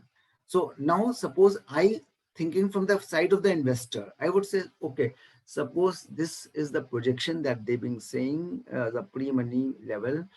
If I'm making so much of the investment, then what sort of like the target you're able to achieve then? What sort of change in revenue numbers that you're able to build into? Okay. Take example. Suppose there is a company, suppose maybe Paytm or One More Vivek. So they say that, okay, festive season is coming, 300 crores of rupees will burn it out in just one day. But what is the unique customer I able to gain out of that? So that is the question point. Like if I'm doing something, what is the future forward going to be? So whenever you're saying that pre-money valuation means that the way that you are running your company as it is basis in a normal way from the last 3 years, maybe 2 years on your own or whatsoever way that you've been running, that is the pre-money. Now I've been infusing the money today, maybe a very hefty amount. What is the entire roadmap going to be? So I will clear this with one example to you. Suppose we being the valuer of a one company called Great Learning, and we valued that company at $100 million, and the management was feeling very good. Okay, $100 million is a good price for us, and that is pretty fine. Just 6 months after that valuation, $100 million, just 6 months, or maybe more, only 5 months only after that, Baizu has given an offer to this company. From $100 million, $600 million. So what has happened in that so much change in the company that from $100 million to $600 million has changed? How? Management can never, even if we talk to the CFO of the company, he said that, Maneesh, I don't know like how they valued it, but they are providing us $600 million value. And we are feeling good about it. So the question that arises over here is, I may not have the visibility factor. I may not have the visibility factor. I may be running my show on as it is basis. Okay, we being Great Learning, we will run the show this way. And this is what our thought process is. But once some strategic investor acquiring it, he may have a different viewpoint. He said that, boss, this is a good product. I already have a market across the globe. We will make it grow fast in different geographies, and where the margin are able to withdraw from there. And this is how the entire future projection going to be very different from what the Great Learning projection they bring. So we even felt like how this company being valued at $600 million. We asked to the management, so the projection that you provided to us and the projection that you provided to the Baizu, are those the same projection? He said, yes, 100% same projection. So is the DCF is the answer to this question? Is they been doing a different DCF and we been doing a different DCF? No. They've been doing not a DCF. They've been applying some sort of a multiple and saying that, okay, because of our muscle power, we can harness or make this business flourish and take it to different places. And we believe that $600 million is a pretty fine value. So here, even the management was of no clue how this $600 million being calculated by the investor. But investor feel that, okay, this is the right price, we should pay, purchase, get it done, and we can grow it fast. Okay. So that being there. So at times there may be a lot of tricky things that goes beyond the numbers. We cannot justify like how, even if we apply anything on that particular projection, nobody can reach to the level of $600 million from $100 million. But sir, in our case, what happens that in a general startup cases, we do not have the right now, they just have the prototype. Okay. Now they have the marketing plan and they have the business plan, but only if they get the investment, then only they can burn the cash and they can get the business. So in those cases, if we are not considering the proposed inflow amount into the DCF valuation, then we are not able to get the revenue only. So in those cases, if we are not considering those inflow amount, then pre-money valuation would be very minuscule. No problem. The question is this, like when you say like, okay, there being a startup, somebody will infuse the money and then it will grow and my projection numbers will come. Okay, that may be the suppose the case. Then suppose we do the valuation, okay, and we find that, okay, as the post-money valuation is this much that will there. Okay. Yes. Then the money that being infused, suppose 2 crores of rupees being infused. Yes. Then we will deduct that 2 crore rupees from my post-money valuation and we'll bring it again to the pre-money valuation. Got it. So this is another way to look at or go. Yes. Yes. Thank you. Mr. Maneesh, always being a chicken and the egg story. The time is 9:10 now. So please let us know when we can launch the poll questions. Okay, we can take like 2 minutes time. After 2 minutes. Okay? Yes. And this session is till when? Till 9:30? Yeah. So still we have a lot of time. So we can continue for 5 minutes and then we can, okay? Manish, just one thought on that pre-money valuation. So can we not say if a DCF valuation, if done right, is always a pre-money value? Because if the company is showing higher projections with the fundraise, can we not use a higher discount rate and then arrive at an appropriate value? Is it required to reduce that? Because most of the startups, cash burning startups, if we don't take that fundraise, we'll not be able to draw up more than 1 year's projections. So can we not say that we are to, if there is a risk of financing, or if there's the projection, if there is a risk to the projections which has been shown by the management, can we not use a higher discount rate in such case?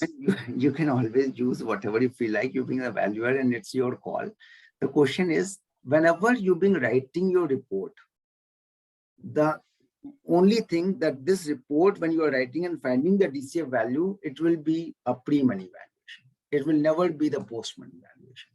Because what is happening?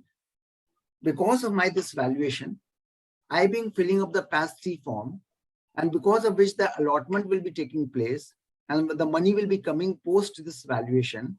So my pre-money valuation plus money, when I will go to my next investment round, then this investment amount will come and my pre-money only. Because right now the money has not been infused. Money will come in my business. So it is a pre-money. The money will come because of this valuation. So then it will become money infused plus pre-money equals to post-money. Sir, in that case, most Maneesh of the prima valuation for startup will be zero only, because then they will not be able to survive the cash burn rate for 6 months to a year also. Manish, That's what I've been saying, that when you say like a startup, the startup will always talks about certain projection. You invest, he invest, whosoever invest. It hardly matters to me. Even if I get it from my friend and family, I will get the money, and because I believe, I have the conviction that I am able to achieve this much of the projection. It is not relevant that who is investing, but I believe that this is the money inflow that being required, minimum level. I may get it from SIDBI, I can get it from certain grants, I can get it from anywhere. But I will able to achieve these numbers, and this is the conviction, this is the model that run through. So somebody may say that no, but because of my money only, you are running this show and you are asking the money from me based on my money only, you are running this show. He said that you may be not be so much of relevant to me. You may be one person, I may talk to the another person, I may talk to the third person, I may get certain grant or whatsoever. So money is just a money which is being required for my business, but whosoever give it, I will able to build this much of the future projection going to be. Okay. So there's a lot of debate. This actually, the question is like, this can be a never ending question, because there's always being a debate between the investor and between the promoter of the company. The investor will say, it is my money yaar, boss, mere se hi lete ho, अपना projection दिखाते हो मेरे money के basis पे, और मेरे से ही पैसा उस basis पे charge करते हो. So how why I should pay money? There's always being a debate, discount, and that is called negotiation on the table. Okay. Manish, may I?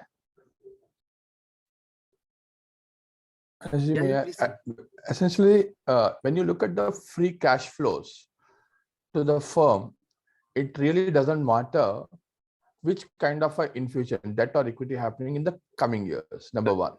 Secondly, the impact of, as Shujan was stating here, when the capital gets infused in the form of equity down the line year on year, probably because the startup requires funds, then the target debt to equity is changing year on year. So you don't use a single WACC, you do use different WACCs for each year. The moment you use different WACC for each year, you are already taking into consideration the respective capital cost to that particular cash flow of that particular year, which is essentially taking care. And now after you take, and whenever a cash flow is infused either by equity or by debt, correspondingly in the asset side, it is getting adjusted in terms of either in the long-term assets, somewhere it is getting adjusted any which ways from a free cash flow to the firm. So when you are doing the present value, after taking each individual WACC, that present value will be always the pre-money value. And just like Mr. Praveen Navandar is stating, it's not that it becomes zero, even though the cash infusions are happening at various point of times, and you have taken the appropriate discount rates for such additional infusion, the net output that you get in the present value today at the free cash flow level to the firm we'll give you the pre-money valuation. Sir, respectfully taking that question forward and the inputs by other co-participants forward.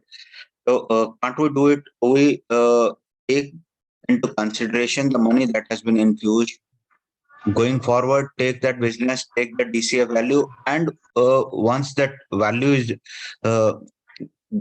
going to be arrived, then deduct the what the money is getting infused, and thereby arrive at an adjusted value.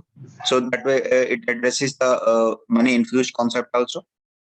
Thank you.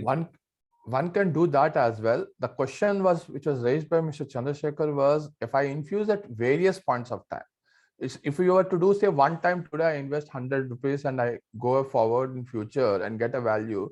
In the post money, I actually calculate, because all my cash flows are negative. So I do the cash flow valuation at the terminal value based on certain multiples, and say that if that is the value in 5 years down the line, what will be today's value? I come to today's value and subtract the infusion into, say, pre-money value.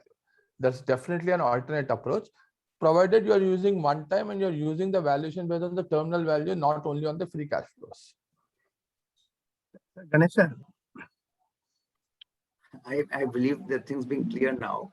And so these are the only way to look forward. So on case to case basis, we need to understand like how the things are. And based on that, we need to take a decision, right? But this is always being a debatable issue. It is not from the valuer perspective only. It is from the investor perspective as well.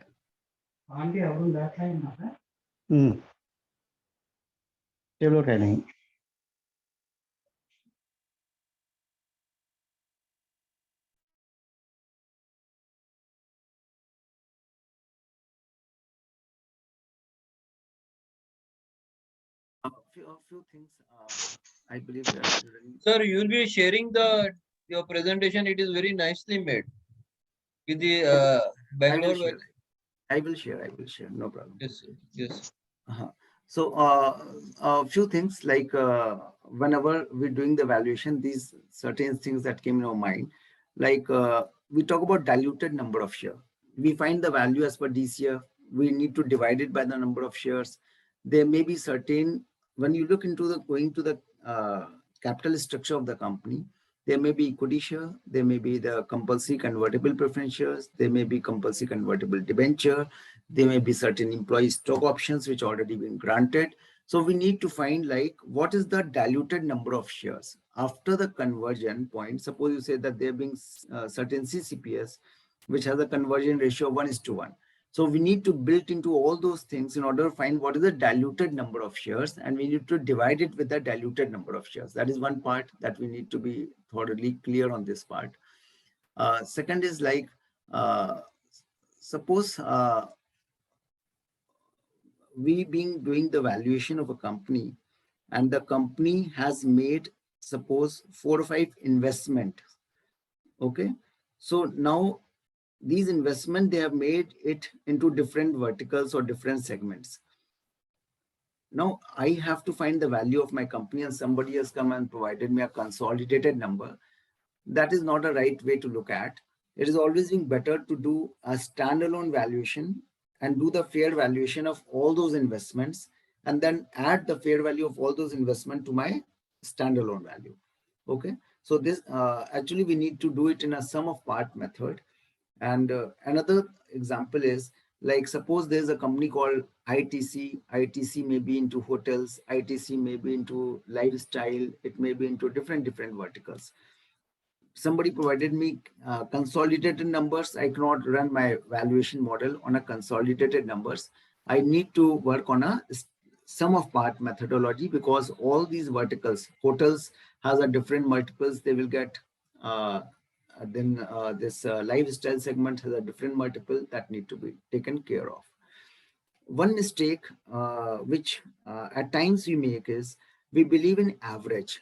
We believe in, okay, EBITDA multiple, I find like 10 companies, done the average of them and say that, okay, this is the average multiple we should take. Then maybe P multiple average we are taking. That may not be right way. It is always being suggestible. Instead of average, we need to take the median number.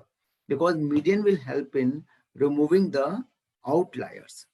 The reason being because suppose there being 5 companies and suppose the P multiple is coming in the range of 20, 22, 25, 26, 100. Now this 100, that's an outlier. And this, when I do average, this will bring my average to a much higher level because of 100.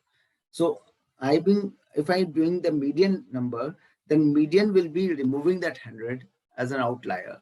And we always being in a safe zone in that balance. Okay. So instead of average, I would believe that median is a much better multiple applying methodology rather than the, because it removes the outliers impact. Okay. So related to that CCPS and CCD.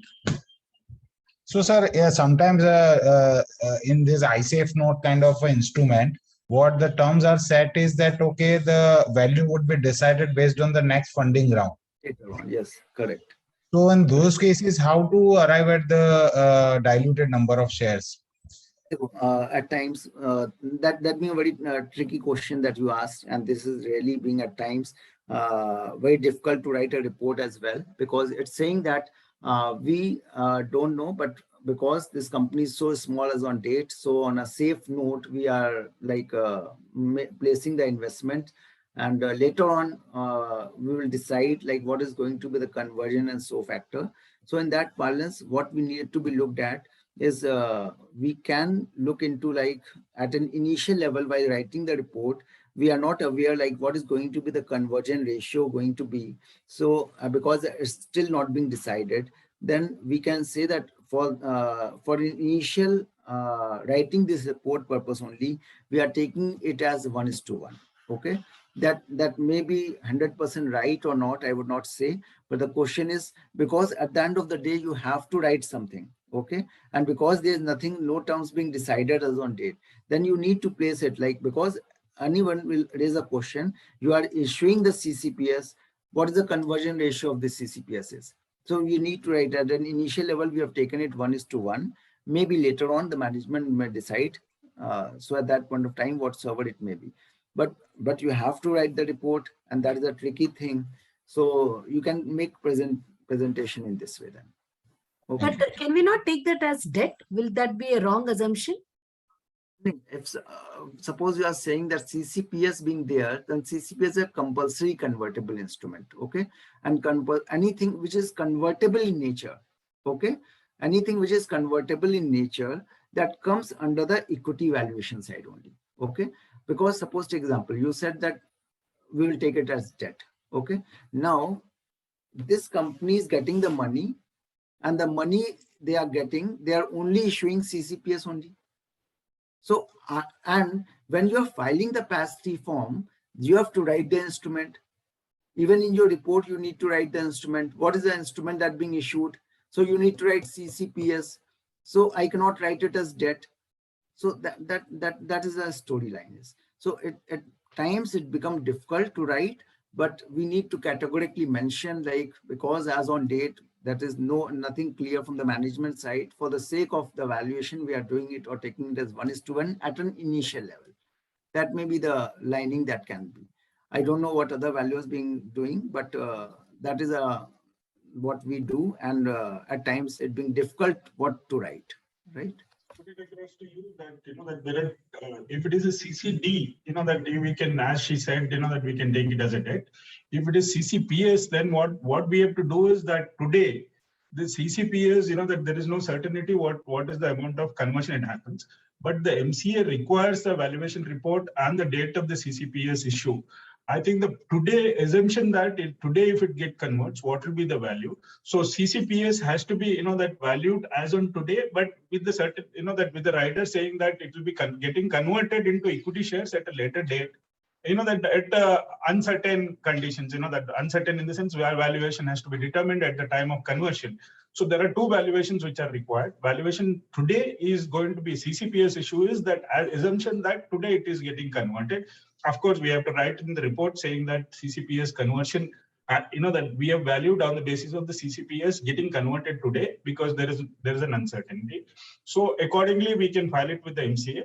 And later date when it get converts, we have to derive at one more report, and those reports, conversion report, can be filed at this thing. That I think I've been doing it. FCA has been accepting. 100%. That is the right way, and that is what we all need to do, and that is the maximum we can do. Because we will get a circular reference, we'll have to solve it like an equation. Am I right?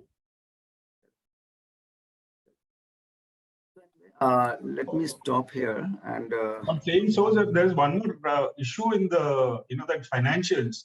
How the diluted EPS has to be worked out. That is a Herculean task for most of the startup companies, because that uncertain terms and conditions as far as these issues. Anybody has dealt with it? I'm not sure about it. Diluted. So the best way is to ask from the startup company to provide the cap table. And under the cap table, they need to present the diluted number of shares. So No, you can that say is that like cap table contains that convertible CCPS. Conversion at that conversion at a time when that there is and that does if the condition being such, then we need to look at like what is needed to be looked at 1:1 or whatsoever. So then we need to categorically mention in our report that what we have taken and what is the odd assumption factor is. Yeah, actually, Mr. Shivdat, I have a clue from you. Like whatever auditor would have done for EPS calculation, there is a small reliance which me as a valuer I can, if it is, when audited financials is already over, then if I'm differing from the audited EPS dilutive equity shares, I may have to consider that aspect also. If I'm deviating, I have to have a reason. I take the cue from Mr. Shivdat.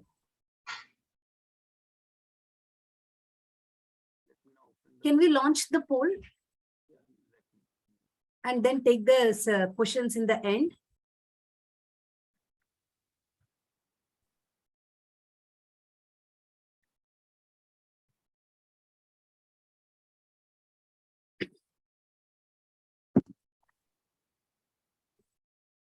No, Mr. Maneesh, I will be launching the poll. You can. Sure.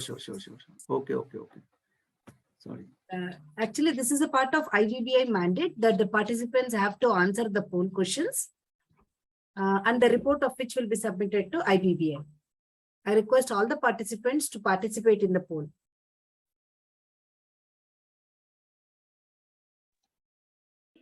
Why are you showing all the poll questions? Sir, you can stop sharing your screen.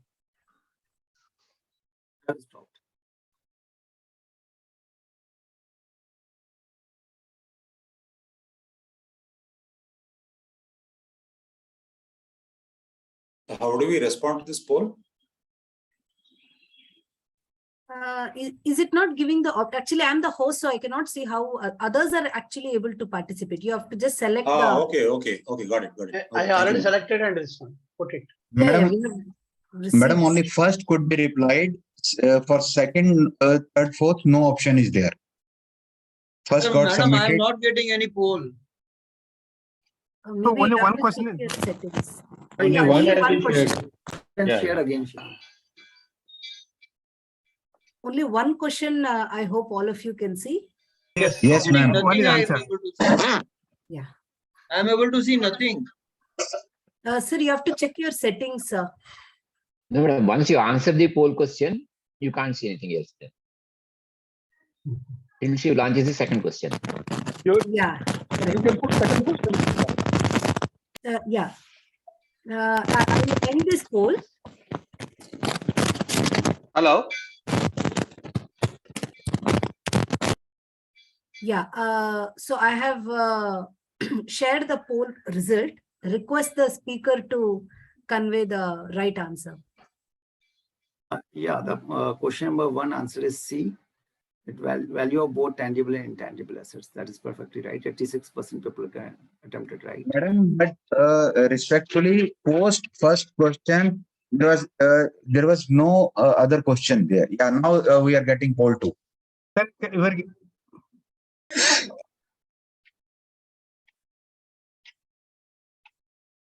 This is the second question now. Which is the best method to value a startup? 2-stage is H model, Mr. Maneesh. Do you intend that? I have not entered anything.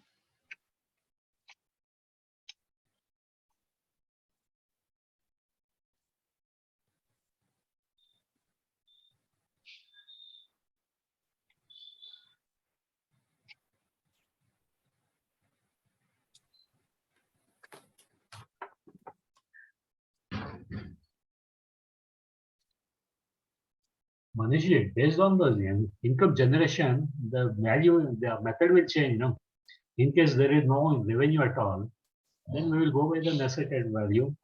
And if there is any cash generation, then we'll go for this year. The question is silent, I believe. I feel. Sir, when you read the question, best method to value a startup, when you say, Yes. so a startup, generally when you say like a startup is initially maybe no revenue, maybe a minuscule revenue, but in the time to come, it is based on the future cash flow and the projection only the startup works. So majorly like when you say like then DCF methodology may be right, and the better ways two-stage DCF methodology may be a much better way to look at. Okay, somebody may say DCF, some may say two-stage DCF method. Okay, but so some may say that why not only DCF? So because when you say a startup, it's being at a very high growth phase that may come, and that may be a two-stage DCF, which may be a better model, and H model you can apply and look at. Okay. The better would be comparable, sir, because you have no idea. How can you compare? Suppose my company has just started, and my company has a negative, has a loss as on date. The company has a negative EBITDA as on date.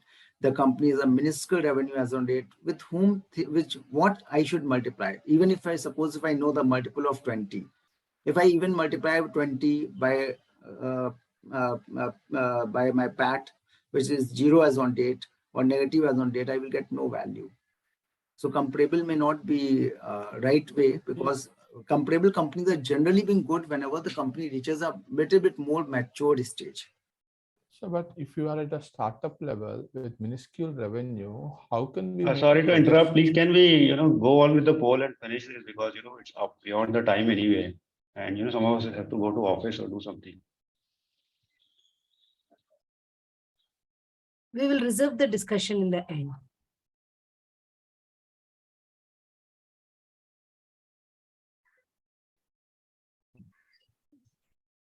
Not discussed. This question was not discussed.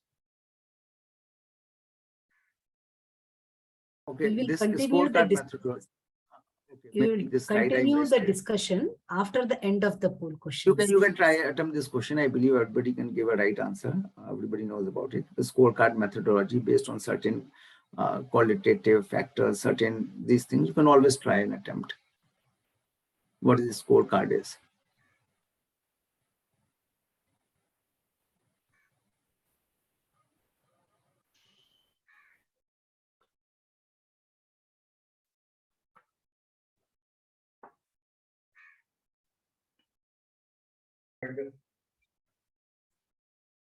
Scorecard methodology is what are qualitative, quantitative, both A and B, none of most of the people 70% and A and B.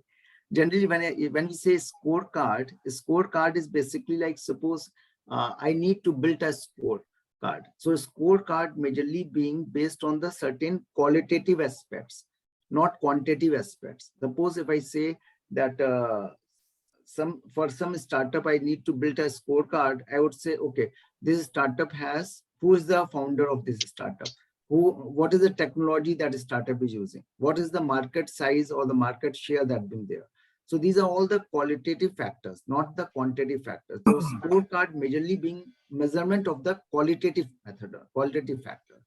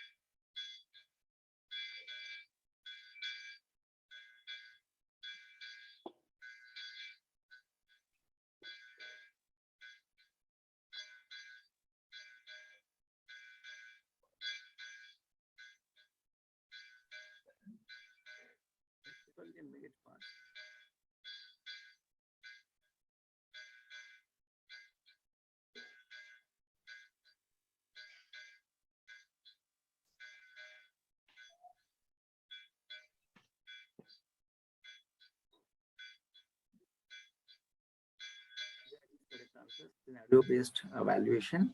We look into optimistic, pessimistic, and most likely scenario whenever we say Chicago methodology.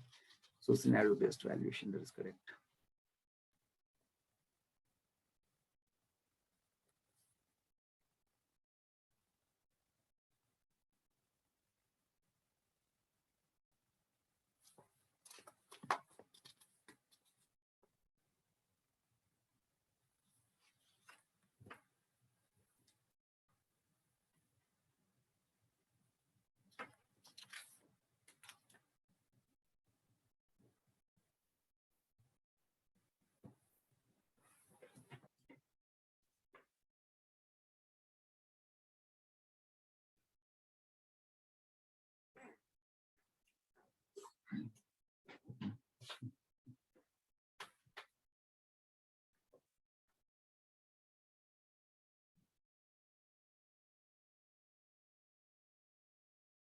If I can provide an answer now.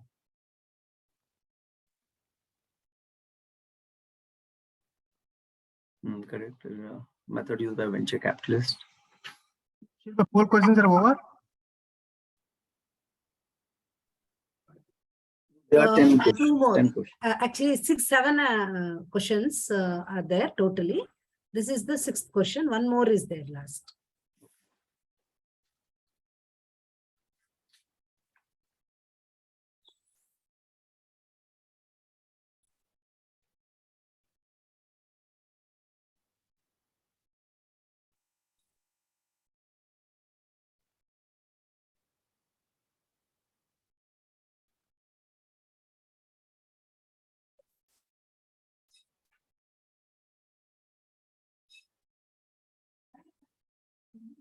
Yeah, 2%, that's correct.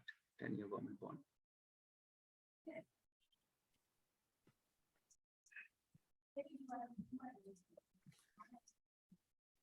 This is the last poll question.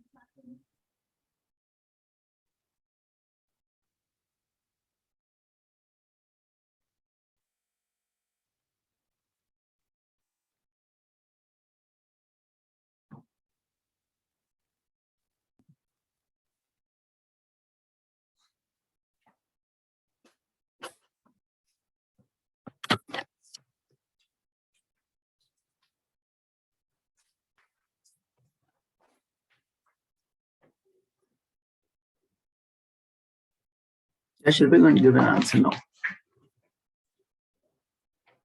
Yes, systematically is correct now.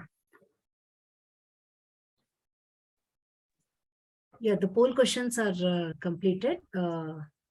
Participants can raise their queries, and whatever was you feel that a particular poll question was not answered, I can just read out the question for you in case.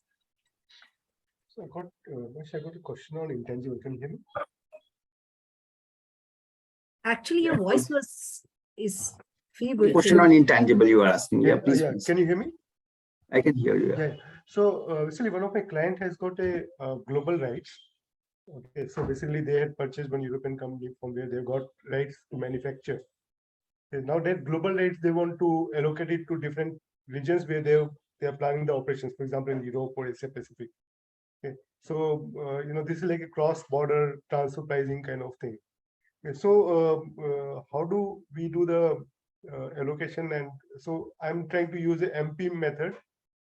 So to have DCF from all these startups in different regions.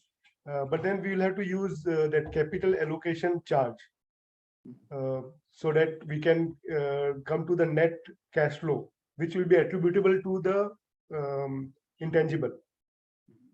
So how do I arrive at that capital charge? Capital allocation charge. The question you are saying that you are doing it for certain rights that they are providing for manufacturing rights. Suppose they are not providing the technology, but they've been saying that, okay, I'm providing you a right to develop it in your particular location. Okay. So before like going or providing any sort of like method of valuation, we need to go to the basic document, like what are the rights exactly are. what sort of right that they've been providing for. It is not only like saying that manufacturing right they've been providing, but there may be deeper insight when you go into and look into like the entire document, like what sort of things that being there and part and parcel of. Once we being through with that, then we able to answer or apply some sort of methodology that what it may be like. Suppose we do valuation for suppose franchisee business. Okay, we say that okay, this being the company, this has a brand, and because of that brand, if I start doing something, if I take the franchisee, I have to pay the royalty for that. Okay, so at times it may be the royalty factor that we need to look at. It may be what is the royalty rate that going to be. That may be one of the way to look at answer to these questions. Okay, but again, I would say that before, without going detail into the exact terms that what are the rights exactly are, it's been very difficult to judge or give an answer to the question. Okay, thanks. Okay, but royalty rate is a better way to look at always, because whenever you get any right to do something, because that particular thing has a brand image, and because of the brand image, I've been paying certain royalty as a royalty fee. So royalty rate methodology may be a better way to look at whenever you talk about any sort of thing like a brand value. Okay.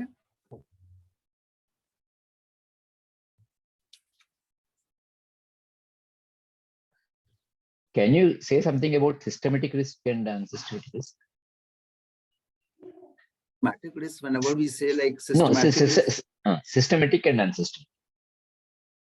Systematic risk is necessarily like the market-driven risk factor. Like suppose we all seen like the pandemic that has happened. It may be like because of the market factor. My company may be doing extremely good. There's no problem at all in my company, but because of the market, I'm not able to sell it. So that is because of the market. Maybe inflation may be one factor, maybe the economic scenario another factor. So these are all the factors which being the economic in nature, which being the market-driven factor, which may not be my industry-specific factors. These are the systematic risk factors.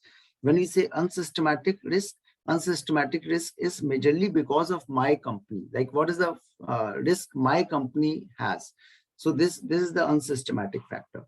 Suppose you say like single-use plastic being banned. Now, suppose I've been running a factory and making the single-use plastic, and one fine day being sent that it being banned totally. There's nothing wrong in my factory, everything is fine, but because the government has taken such an action and because of the market factor, my company has gone bad, or I have to lock the doors. So that is the market-driven factor. The systematic risk is always being a market-driven factor, and systematic risk because of my company factor. My company is not performing well because something happened in my company. The promoter who is running the show has died, or whatsoever it may be. It may be the unsystematic risk. You mean to say that there is no cure for a systematic risk, which is beyond, since it's beyond our hands. Systematic risk is beyond your control. I cannot control pandemic. I cannot control inflation. I cannot control the fight going between Russia and so we cannot control all those factors. These are all being going on.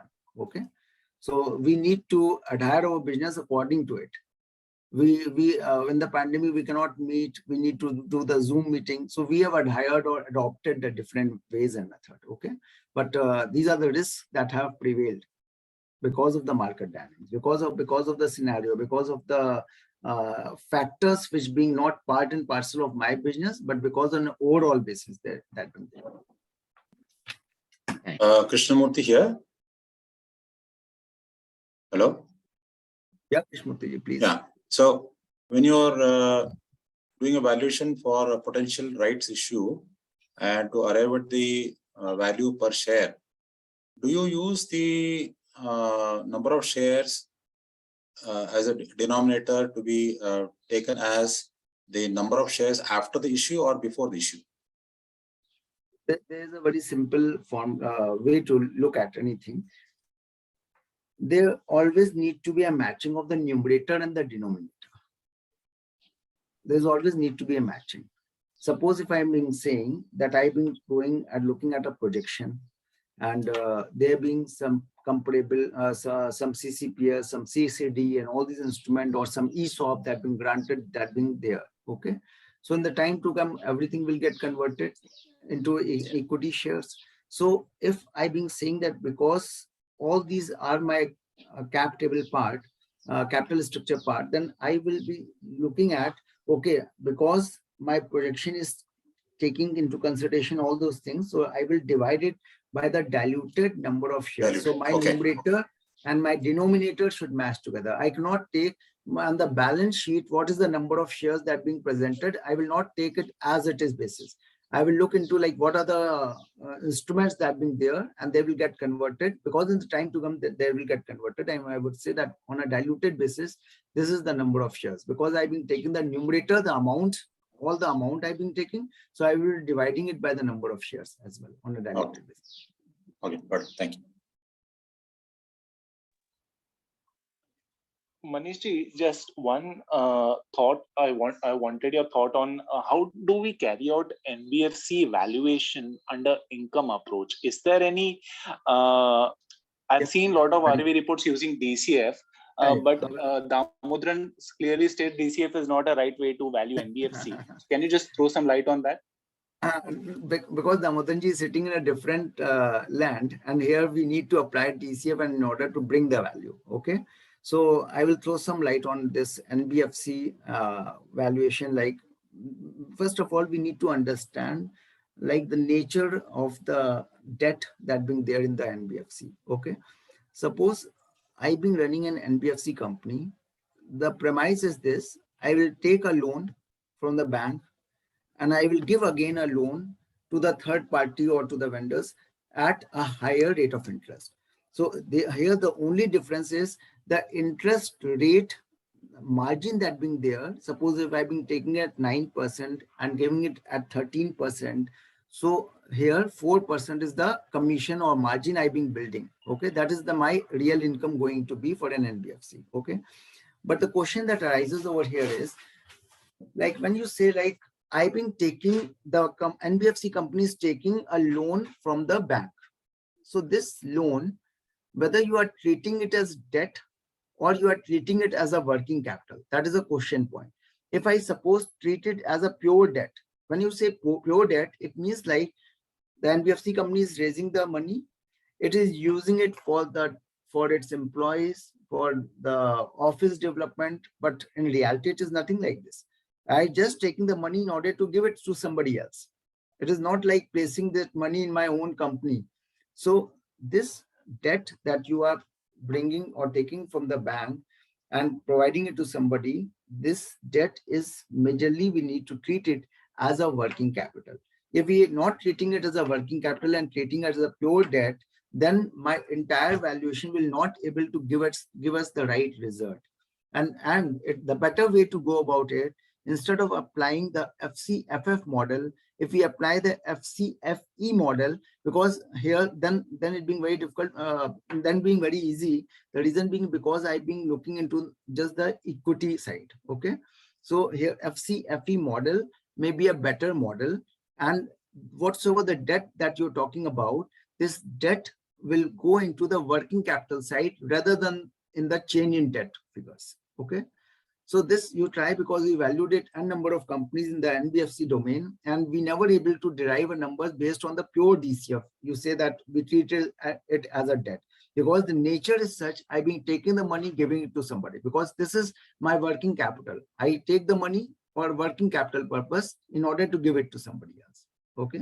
So this is my viewpoint for this NBFC side. Okay. So just one follow-up question, then should we consider there are a lot of provisions which are created by the banks, which are not actual cash expenses? So then while arriving at the free cash flow, should we consider such kind of provisions, or should we add back those provisions? Though I cannot say in black and white, I need to look at what sort of provision. If it being cash flow, whenever you talk about cash flow, you need to look into whether these cash flows are actually operational cash flows or not. That is the only thin line that we need to keep in mind. If these are operational cash flows, we need to take into consideration. If these are not operational cash flows, then we need to we can leave those things. Okay, so that depends upon the nature of that particular thing that you're talking about. What sort of provision that being there. Understood. Thank you. Thank you, Maneesh.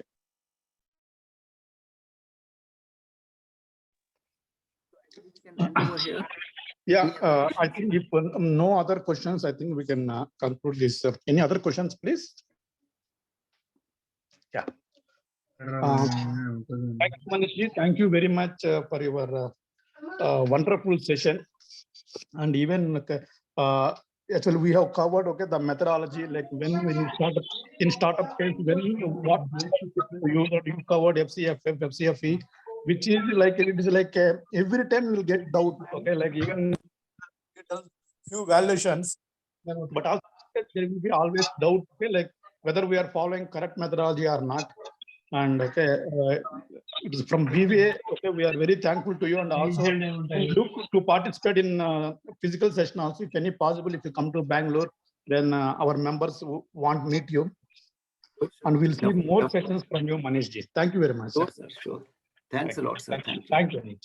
Thank you. Thank you everyone for participating, and happy weekend. And we'll meet in next session. Thank you so much. Thank you. Thank you.